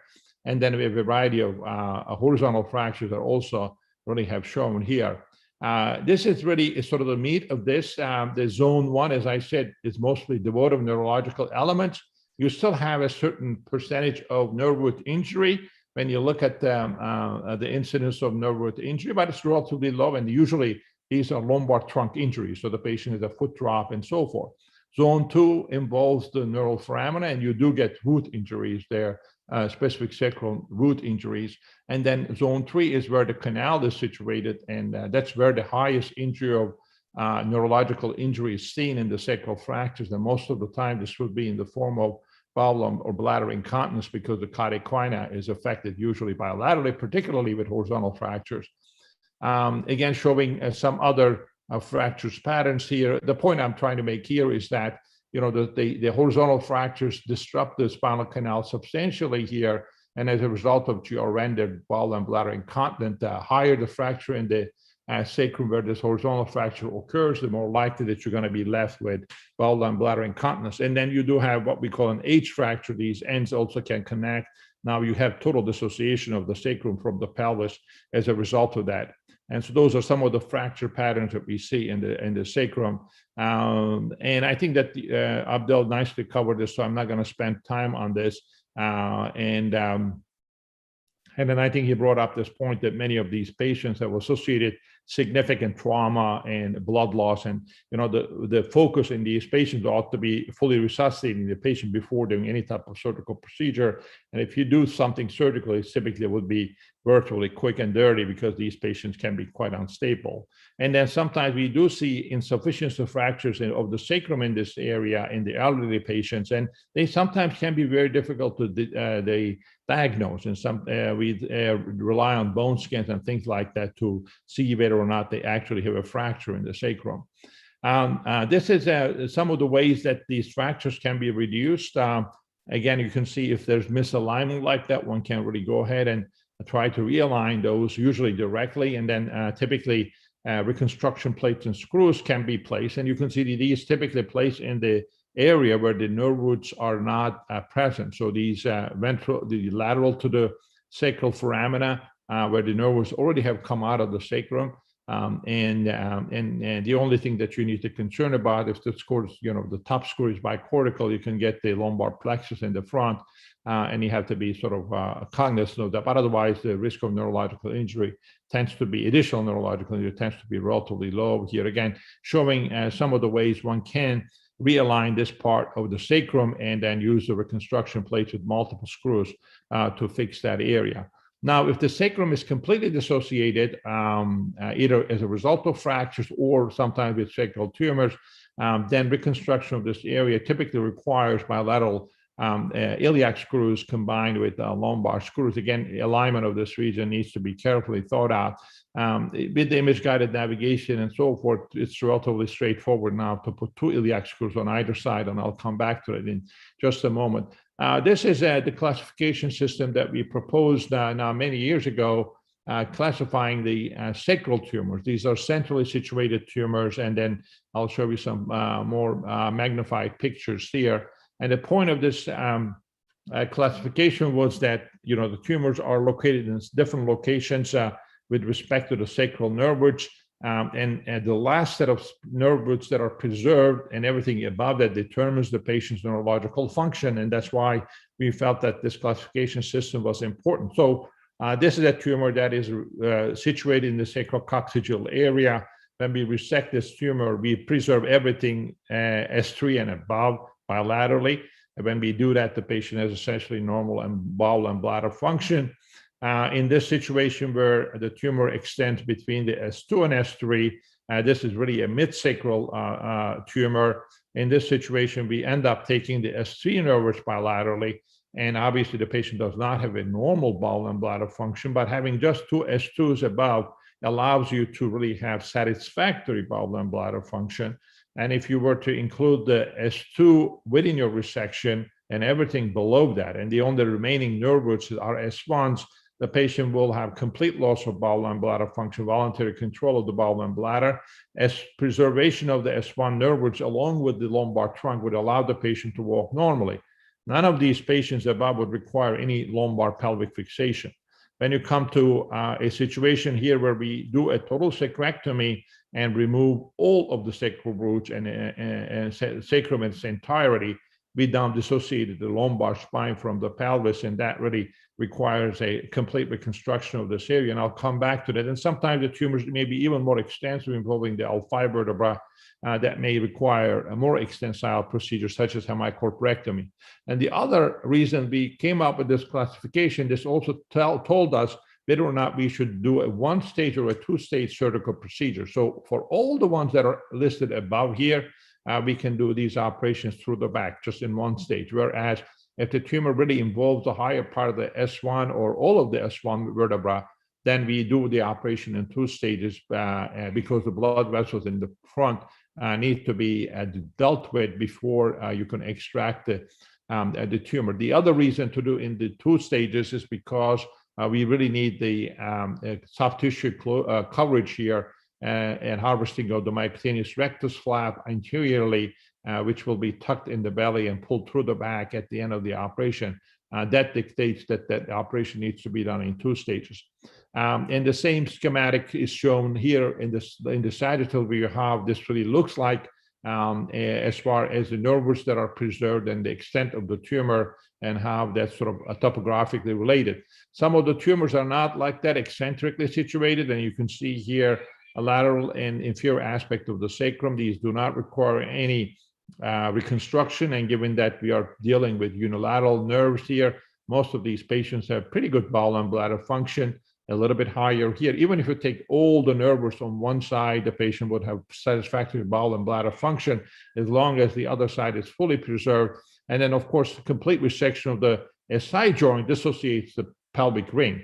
Now, in the old days, the people did not reconstruct this area and let the patient collapse.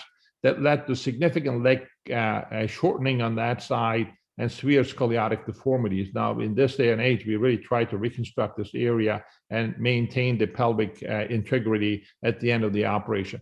And the other thing is that when you do these operations from posteriorly, you can still get your hand in front of the sacrum quite a bit through what's called a Kraske approach, which allows you to feel and make sure that you're above the tumor when you're resecting it.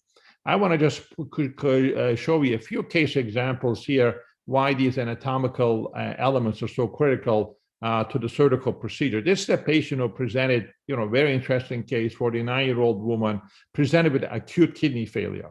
required bilateral nephrostomy tube placement because she had an obstructive uropathy, and then eventually was sent to our institution with after some imaging. Here was the patient's pelvic CT showing this massive tumor that is filling the abdominal cavity and also taking up the entire right side of the sacrum. This is a bit better appreciated on this MRI scan. The patient has really a pregnancy size mass here in the abdomen. You can see that that's really coming through the sacrum here on the right side. Again, you will see on the plain X-ray. So this patient required a 2-stage surgical procedure, which we first approached from the back and then from the front and resected the tumor and did a lumbar pelvic fixation, because you can see the right side of the pelvis was completely eaten away by the tumor here. But I'm going to go back to the original image here, and you can see that after the nephrostomy tubes are taken out, we placed 2 ureter stents here. And ureters are very difficult to find when you have a large tumor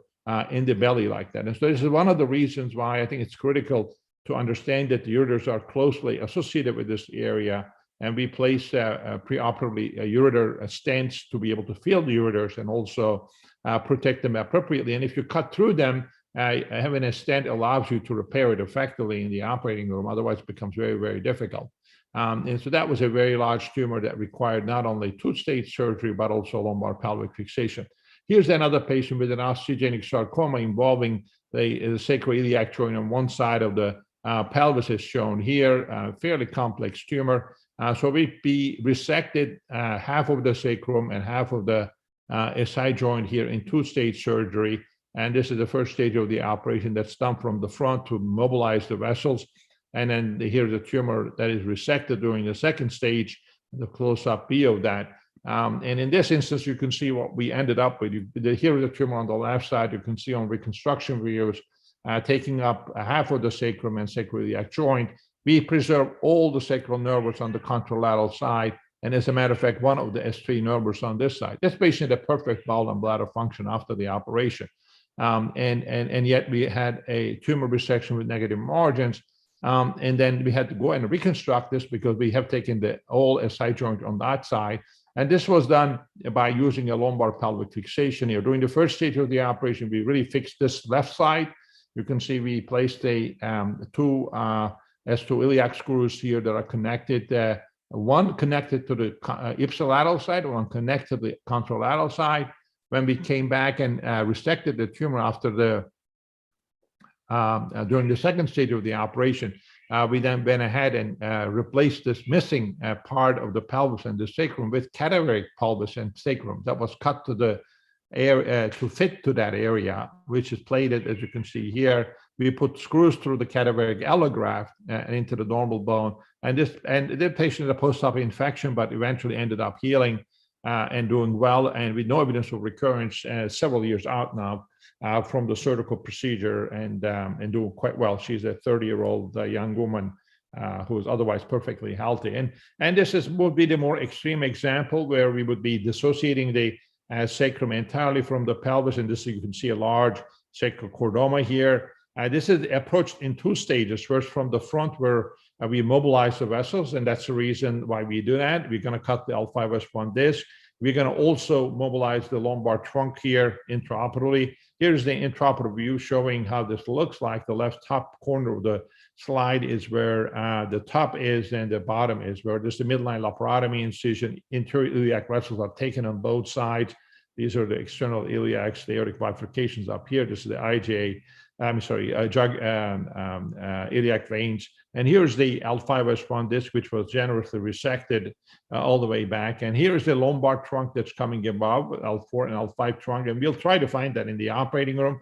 I don't know if you can appreciate it. We're looking lateral to the iliac vein and the vessels. And here's the lumbar trunk coming from above, usually one big rubbery band that's sitting in front of the sacrum. And here's the second stage of the operation where we find the tumor. And here's the lumbar part of the lower part of the lumbar spine. We're going to cut through all of this to be able to remove this. And it is going to look like something like this at the end, where we're going to be looking at the end plate of L5. All the sacral roots would be cut. Of course, now we dissociated everything here. You can see that we have no connection to the pelvis. So here is the intraoperative view. showing the end plate of L5. Here is the L4-5 trunk on the right side, L4-5 trunk on the left side. This is the cut end of the pelvis, and these are L3, L4, and L5 transverse processes. Here is the rectum more ventrally seen. Here is a specimen that's removed in one piece. Here is the artist's illustration, how we need to reconstruct this area. Just to show you how this was all put together. I mean, we have a cage here that is sort of filling up the space here.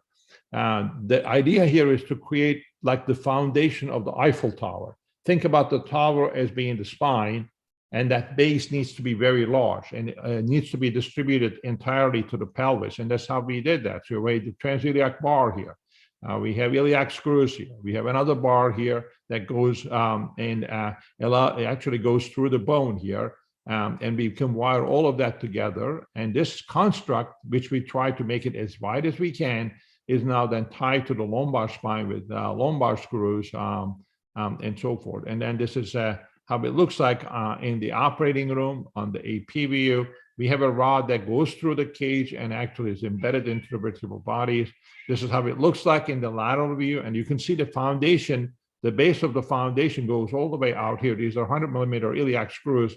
And so this, and then we built the spine above that and supported axially by putting a cage here, which is then transmitted the weight. And final thoughts about this is that anytime you do a sacral tumor operation or sacral fracture surgery, if the soft tissues are severely compromised, you need to think how you're going to close that. If you have the luxury of going to the front and harvesting the myocutaneous rectus flap, this is a flap that's based on the inferior epigastric vessels, and then put that into the belly and then retrieve it from the back. Here's the flap that's harvested. It's a large flap that has a skin on it, subcutaneous tissue, rectus muscle, which is inferiorly based. There's a pedicle to it, and you put that into the belly, and then when this heals all up, you can see how that looks like in the back of the patient. This is the gluteal cleft here, and heals with the skin, which was in the abdomen of the patient. And if you do preserve the L5 and L4 nerve roots bilaterally, this is one of my patients who had a total sacrectomy done, and you can see the patient can walk normally. But it is very critical to preserve the L4-5 trunk when you're doing a total sacrectomy procedure. And this is one of the studies that we did at Hopkins, looking at various reconstruction techniques. And we found that if you were to put 2 iliac screws on either side and use multiple cross-connecting devices, and did a lot of biomechanical work, and eventually it showed that that is really the best construct, where if you put 2 iliac screws on either side, that's the most rigid one. That's how it holds it all together. And then in closing here, I think it's important to recognize that this is an anatomically complex region. Integrity of the sacrum should always be evaluated as a part of the pelvic ring. This is particularly true for sacral fractures. You cannot think sacrum in isolation. You have to think about the whole pelvic ring being the foundation of the sacrum, foundation of the spine. A surgical treatment should have 2 main objectives. Number 1, restore the pelvic ring. Number 2, restore the load sharing capacity of the sacrum, which is the base of the spine. There is a high rate of complications in this area and reoperation rate. And we talked about the soft tissue cover. It's very important to cover these areas with healthy vascularized tissue to minimize the wound complications. With that, thank you, and I'll take some questions at the end. Thank you. That was very nice and very nice cases on a very complex topic. We'll go ahead and move on to our final lecture. We have Greg Trost, you available? Yep. Okay. Let's Whenever get you're my ready. screen up here.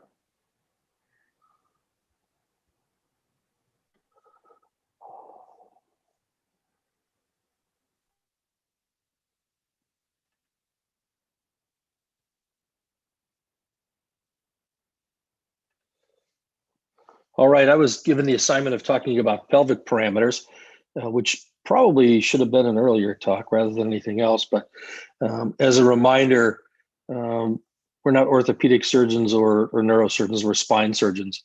And that's how we should refer to ourselves, I think. The other thing is I saw a comment earlier about vaccines not working. I provided a response to that. I think you should probably read that. There's so much so many false statements out there that we shouldn't be spreading bad things. I'm trying to move this bar out of the front. All right, so we're just going to talk a little bit about degenerative spine disease, and we've done a whole bunch of things, including improving fusion rates, circumferential treatment, minimizing tissue disruption, and the use of biomaterials. But really what we haven't done is optimize our outcomes, and that's probably because we haven't paid close enough attention to pelvic parameters to start with. I always say that every operation is a deformity operation. We're either creating it, fixing it, or preserving it. And the contour of the spine is dependent on pelvic parameters. We'll have a little more discussion about normal spinal alignment a little bit later on. For some reason this is not.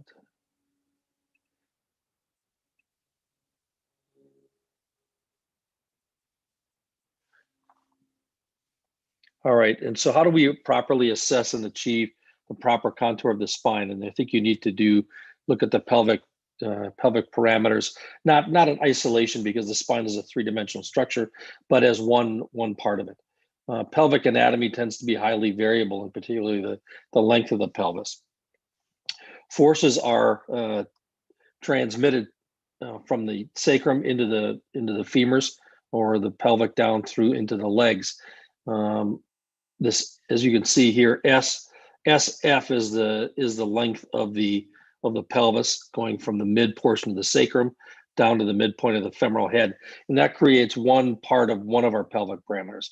The other thing that we have to pay attention to will be the orientation of the sacrum.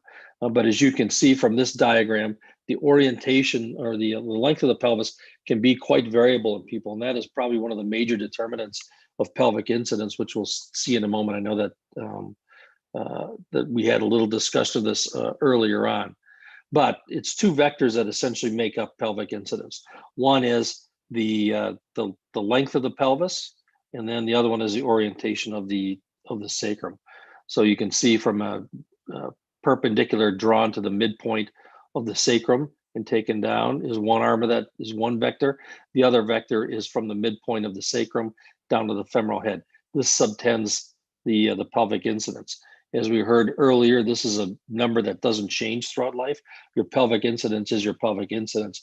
And really the only way to change it is actually do pelvic osteotomies, which not too many people consider doing. Pelvic incidence does determine lumbar lordosis.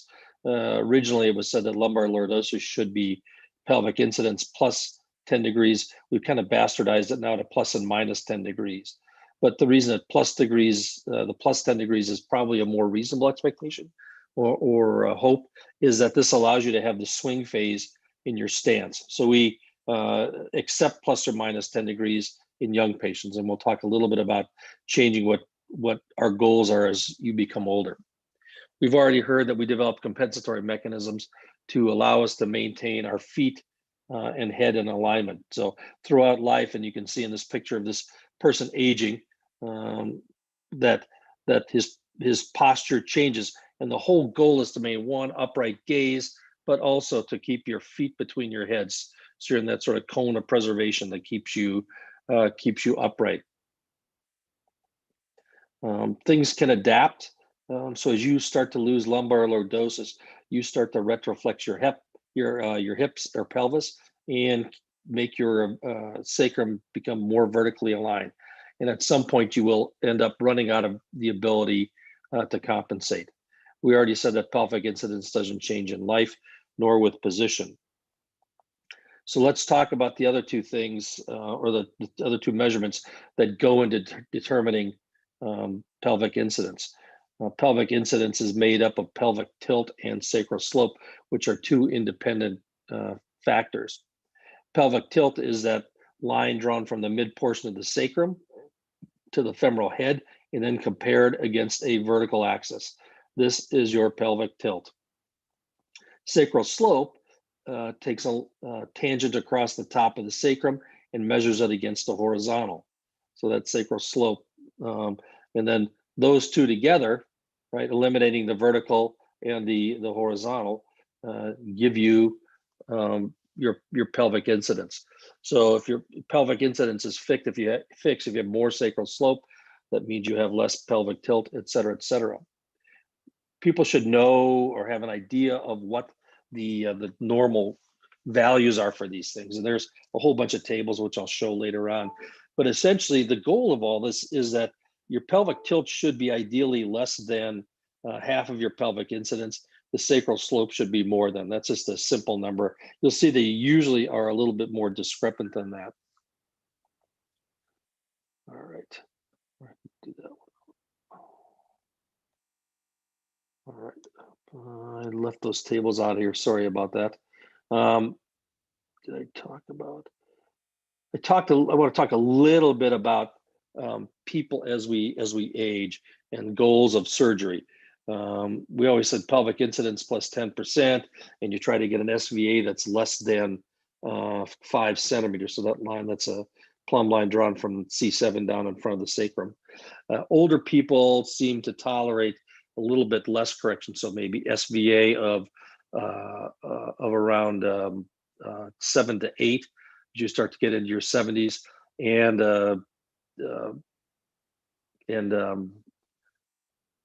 tolerating lumbar lordosis that's not plus or minus 10, but maybe plus or minus 15. So with that, I think I'll close a brief discussion of pelvic parameters, but because we're so far behind, that's really what you need to know about it. Thanks for your attention.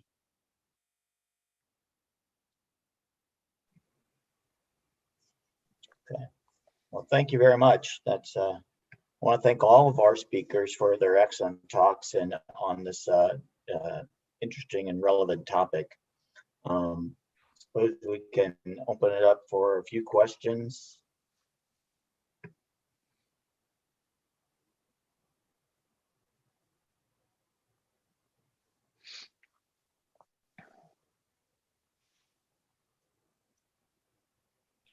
So Greg, this is Ziya here. Just a question for you. That's a wonderful sort of the review of the parameters there. So in the elderly population, you're shooting for PI plus 10 and maybe several centimeters in front of the your plumb line, or the SVA is several centimeters in front of S1. Is that correct?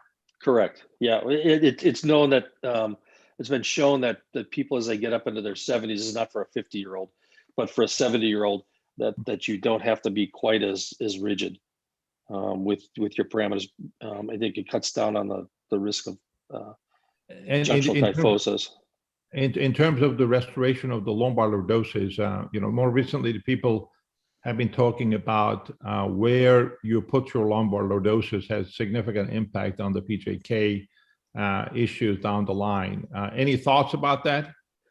Well, I mean, once again, you try to get within a reasonable parameter. That's why I said that you try to shoot for something a little bit less rigid in an elderly person. Yeah, it doesn't really matter person. If the apex of your lumbar lordosis at L3 versus L1, does that make a difference? It probably does. It probably does. And this is for any of our speakers. I'd just like to hear their opinions on the use of SI fusions, which we're seeing a lot of, and the proper indications for SI fusions. Yeah, maybe I'm gonna share my own bias on this one. Is that I've seen not many, but quite a number of patients in my practice that came after a SI joint fusion, and they're absolutely miserable. They were miserable before the operation. They are so more miserable after the surgical procedure. And I don't really believe in the procedure unless SI joint is disrupted as a result of a traumatic injury, where I think there are definitely legitimate reasons to try to restore that integrity. But for a patient with degenerative condition or some other SI joint changes, I don't believe that we can really effectively fuse that joint to eliminate the pain generator, but that's my own bias for somebody who doesn't do SI joint fusion. So take it with that. Yeah, there's people in the States that have done hundreds of them in a series, and I rarely see a patient that I think would qualify for it. It may have a place in people that have long segment fusions. I think that's potentially a place where you have stress. There's this whole workup of it. The whole workup of SI joint problems is not very good. It's a bunch of generalizable findings that people can have. I've not done one. I think I've probably seen one patient in my practice that may have benefited from it, but that's not a large number.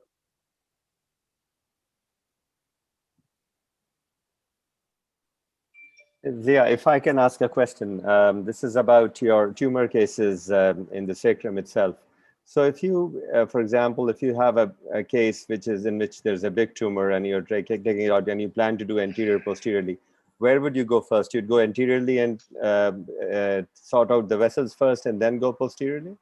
We almost always go anteriorly first and then go posteriorly in the sacrum, which is the reverse of what we do everywhere else in the spinal column. And there are a couple of reasons for that. Number one, the reason we do the anterior operation in those cases is to mobilize the viscera and the vasculature so we can actually do the second part of the operation, the posterior part, safely.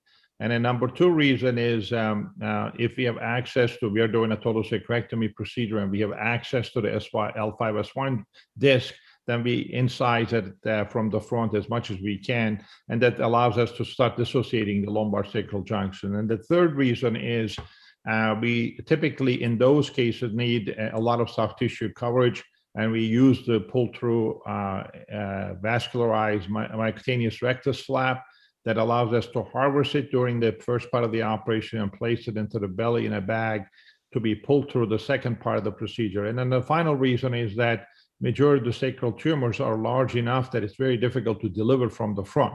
And so the delivery of the operation is much easier from the back. And for all those reasons, we go to the front first. Brilliant, thanks. I had, this is for any of our panelists. I do have a question from one of the audience. If somebody could maybe summarize the role for lumbar pelvic fixation and sacral fractures, if we could just give a general quick, when was it appropriate to consider pelvic fixation? So neurosurgeons spine surgeons are typically thought that the role of lumbosacral fixation and sacral fractures is one, L5 radiculopathy in patients that have displaced ala, and two, when there's a need to mobilize people earlier. The results as far as neurologic function goes is there's not a lot of difference in the surgical and the non-surgical population. So the two solid indications are early mobilization where they need reconstruction of the pelvic ring, and two, L5 radiculopathy with an alar fracture. Just to follow up on that, on Craig's comment, I think that anytime the sacrum is structurally significantly disrupted, comminuted fractures, H fractures, bilateral zone 2 fractures, for example, those are the cases where technically the sacrum is sort of dissociated from the pelvis. Lumbar pelvic fixation allows you to restore that connection effectively and get the patients up quickly.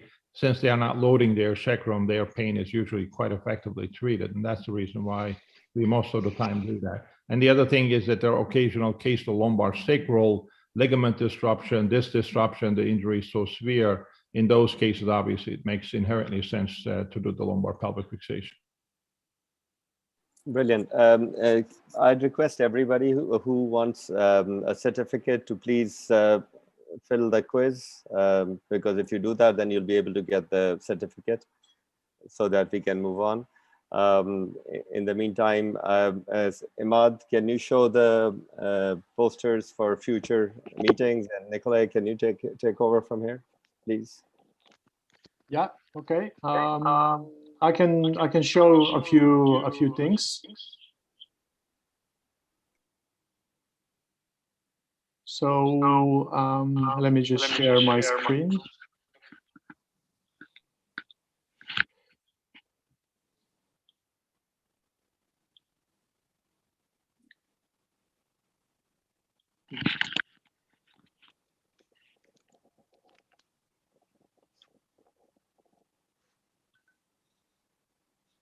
Do you see my screen? Yes. If you could enlarge this, please. Yeah. Yeah. Slide Okay. show. Brilliant. Right. Okay, so it's my pleasure to announce to all of you today some of the future projects that we have, and this is the one that is it's starting very soon.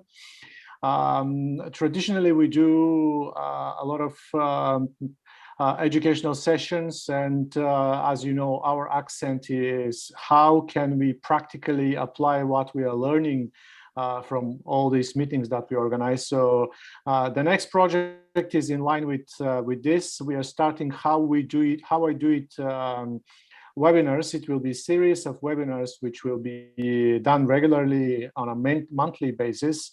And the first one that we are planning to start is as soon as 12th of September. So all this will be possible for you because of the work of Professor Mehmet Zileli from Turkey. You don't need to hear more. I don't need to present Mehmet more. I'll be working on this as well together also with Sandeep Vaishya from Delhi and Ruli from Indonesia. I believe all these are already known names to you. So what exactly we're going to do is we're going to have different spine masters which will be presenting to you their approach on a specific surgical technique that we're going to choose every time. We're going to start from top and we'll continue down to the sacral region. So we'll start initially with a short session of relevant surgical anatomy, so we can refresh your memory on what we're going to talk next. So this is in short what we are starting. Of course, this will be something that we're going to have the pleasure to present to you and to have your attention and to have your participation, hopefully, with questions and with relevant suggestions. This is another meeting that I wanted to stress and to remind you. This have been already advertised.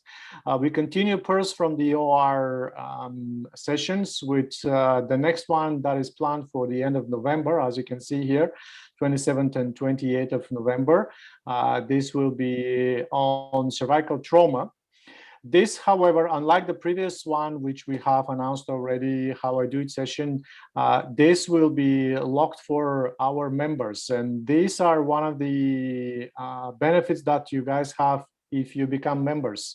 What else you will have as perks if you are members of the World Spinal Column Society? All these webinars will be free for you. You will have free neuroanatomy courses. You will have free pearls from the OR course.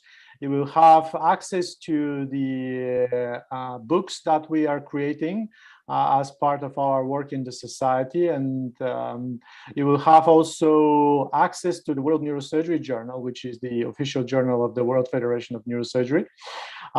So you will have also access to past meetings and lectures, video library that we are creating now, and hopefully very soon we will be back to hands-on, back to live meetings, and this will give the membership will give you discount for our congresses and workshops that we are organizing. Also, observership with spine masters, you will have chance to communicate with different people which are the opinion leaders in different areas of the contemporary spinal surgical practice, and then you will have chance to go and observe them. Another thing that I wanted to remind you is if you're very passionate with your membership in our society, you can become ambassador for the World Spinal Column Society by recruiting other members. If you are possible to bring 2 more members for the society, we're gonna call you a Spinal Column Society enthusiast, and you will get 50% membership fee reduction for the next year. If you're even more active than that, and if you bring to us 4 new members, then you automatically become World Spinal Column Society champion, and then you will get free membership for the next year. So all this is something that you have to strongly consider, and I believe that you will be interested in that, and we'll see more of you in the forthcoming meetings and more members. Thank you. Yeah, we just Ziya and I both got back from a face-to-face meeting in San Diego, so I'm sort of half brain dead. I didn't get home till 1 o'clock in the morning, but the joint section meeting was held. The AANS meeting is being held in August in Orlando. That's a little bit questionable though, because of the outbreak of COVID in Florida. There's going to be a mask mandate at the meeting, so we're not quite back to normal. Well, hopefully that's not going to continue forever, and hopefully maybe at least next year we'll have some normal meetings, which will be not only online. Let's hope. Hopefully. Okay, who wants to take these questions? Who wants to go first? Whose questions are first?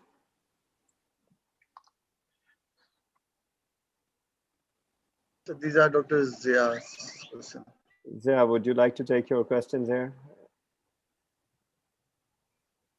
All right, so this first question is related to sacral anatomy and Denny's classification of sacral fractures. Based on the classification of the fractures as zone 1, zone 2, zone 3 fractures, in what area we do see the highest rate of associated neurological injury? That's the question. And you can see we have 5 answers on the right side. It looks like the majority of the people answered the zone 3. And is that correct? Are we done with that responses already? Are we still getting additional responses? I think we are done. We are done, and then in that case, it looks like the majority indeed identified as zone 3 is the area where we see the highest rate of neurological injury, which is the one that goes through the spinal canal and commonly associated with catechoid injury. Okay, next.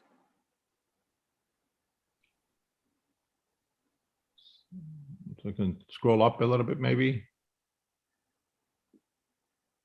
Imad, you just need to go down.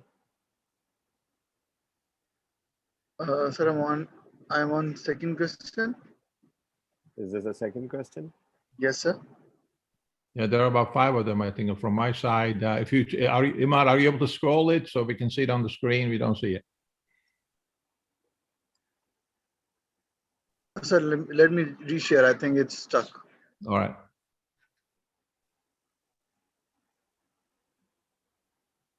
So can you see this now? We still see the same screen. You need to go down. This one we have already seen. Yeah. And then we share it, yeah. While he's resharing, I must say all the talks were brilliant, Ziya. We really enjoyed it. Saoud was great. I think Greg just was icing on the cake. It was good fun. Thank you. So this is a bit of a tricky question, but I'll pose it. I think I tried to emphasize it during the talk several times. Based on the innervation of sphincters and resection of sacral tumors, what is the minimum combination of nerves that need to be preserved to have normal bowel and bladder function? And I think the key here is the normal bowel and bladder function, not satisfactory bowel and bladder function. And the normal bowel and bladder function is preserved when you have bilateral S2 and bilateral S3 nerves. So the correct answer here is B. And it looks like the majority of the people picked up on that and chose that answer.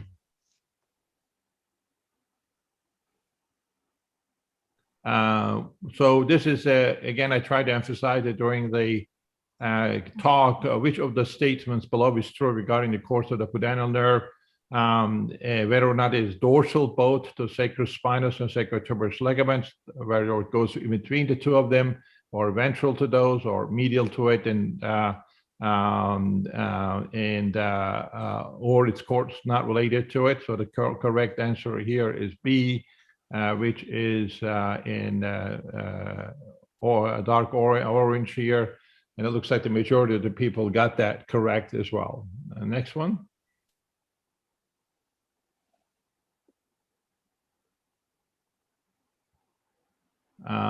Okay, this is one I think that both myself and Greg emphasized. Which of the following pelvic sacral anatomical parameters is fixed, cannot be altered by compensatorial maneuvers, and determines the lumbar lordosis as well as indirectly the overall alignment of the spine?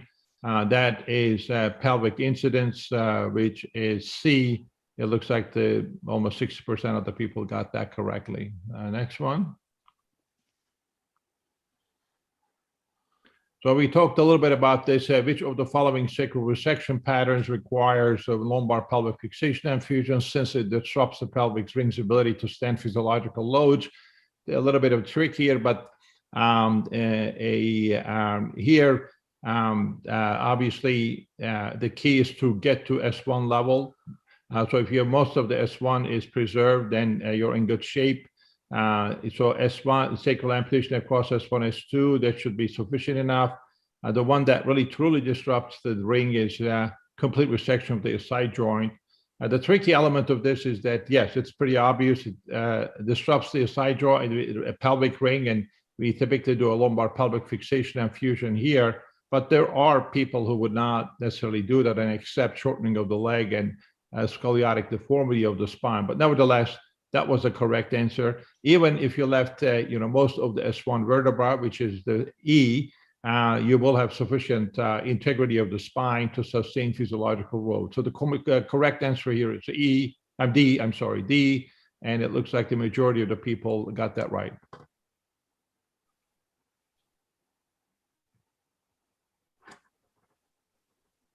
So these are Dr. Saoud's questions. Okay, Nikolay, you have the answers. You want to answer these? Nikolay, you there? Yes. Yeah, these are Saoud's questions. Yes, correct. Yep. Okay. Yeah. Okay. McCord point LISAT. Looks like the majority which answered that went with 1. 30% of this, 31% now we have. So I think this is the right answer. So, okay, next one, please. So question 2, transforaminal sacral fractures are, we have 60% choosing point 2, and that is the answer. This number 2 is type 2 Dennis classification. Okay, next one.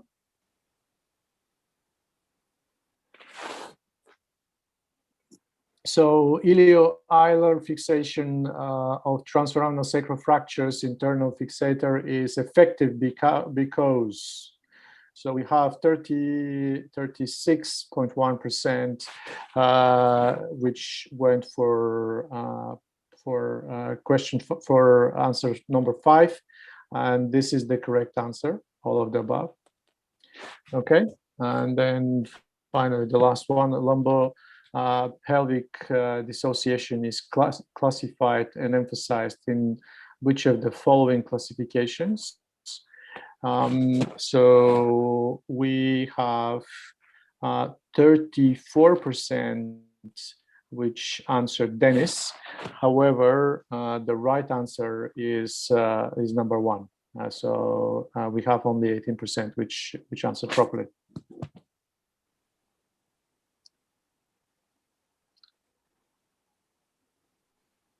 Greg, all yours. Yeah, do you guys have the image up or not?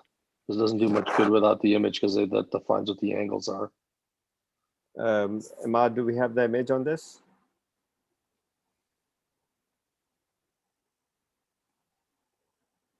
Okay, Yeah. good. So the first question is, what does angle A, which pelvic parameter is angle A? So if we look at that, that's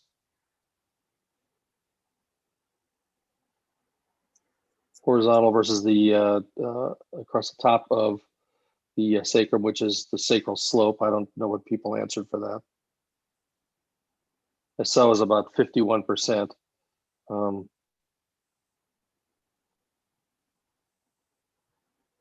Did not get it. I think the next question is probably what does angle B subtend, right?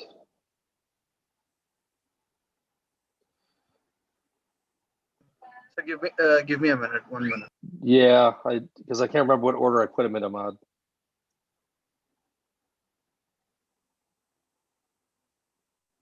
But it's A, B, and C, so that's. I think I can do it. Ahmad, just show the results again, because I think I can probably talk through it without the picture.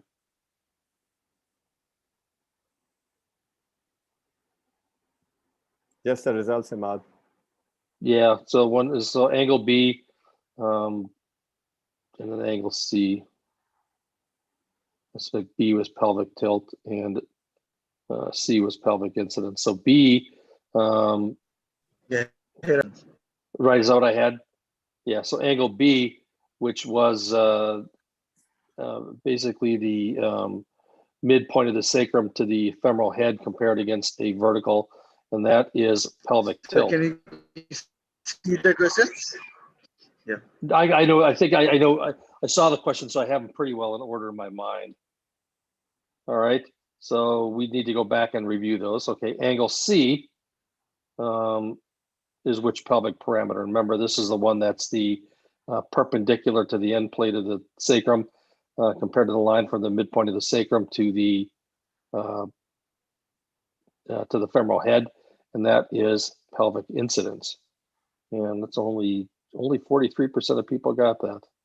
So we really do need to be quite careful and review those things because those are important numbers.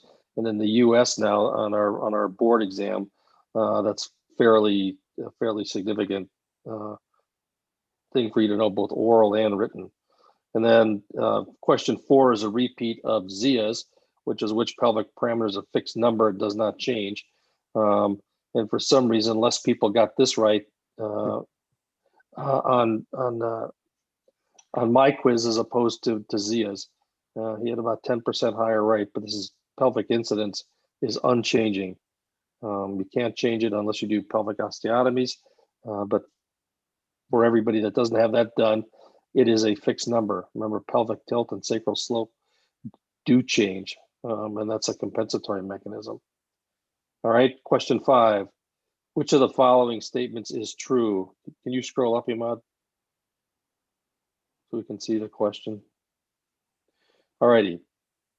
A is pelvic tilt should be more than half of the PI, which we know is not true. Pelvic tilt should be less than half. Sacral slope should be less than half of the PI. We know that's false because we would know that sacral slope should be more than half.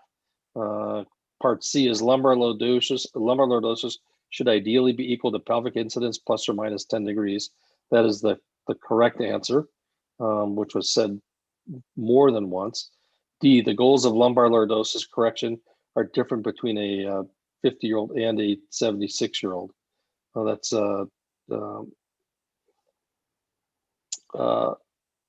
that is also correct. I made a mistake in here. Anyway, and then E is pelvic incidence equals lumbar lordosis plus pelvic tilt, which is also false. Pelvic incidence is sacral slope plus pelvic tilt. So your C and D is correct here. Yeah, I made an error somewhere. I was putting these together in a hurry. So what we would do is we would send this to all the people who are getting certificates along with the diagram so that you can revise it. I should revise it. Yeah, especially for you, Greg. You lost it. That was Yeah, very no, good. it was a long meeting. I had too many obligations. Greg, you could just add a knot on the fourth question that will take care of it. Yeah. Okay, brilliant. I was doing them Friday afternoon when I was trying to get ready to do other things. Okay, can we have everybody switch on their videos? And in the meantime, Scott, you want to say a few words before we close? Yeah, again, I just want to thank everybody. Excellent speakers. Thank you for your knowledge and your expertise. Really appreciate it. And thanks for all the good questions. Okay, if everybody switch on their videos, we're going to just have a group photograph and we all can smile, especially Greg. No, I'm not smiling. Imad, can you please take pictures for us? Everybody switch on their videos, please. Thank you. Sure, I'm taking.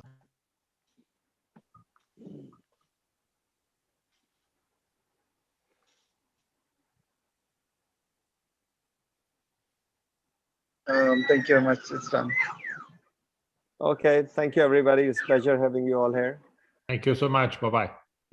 Thank you, everyone. Thank you. Bye-bye.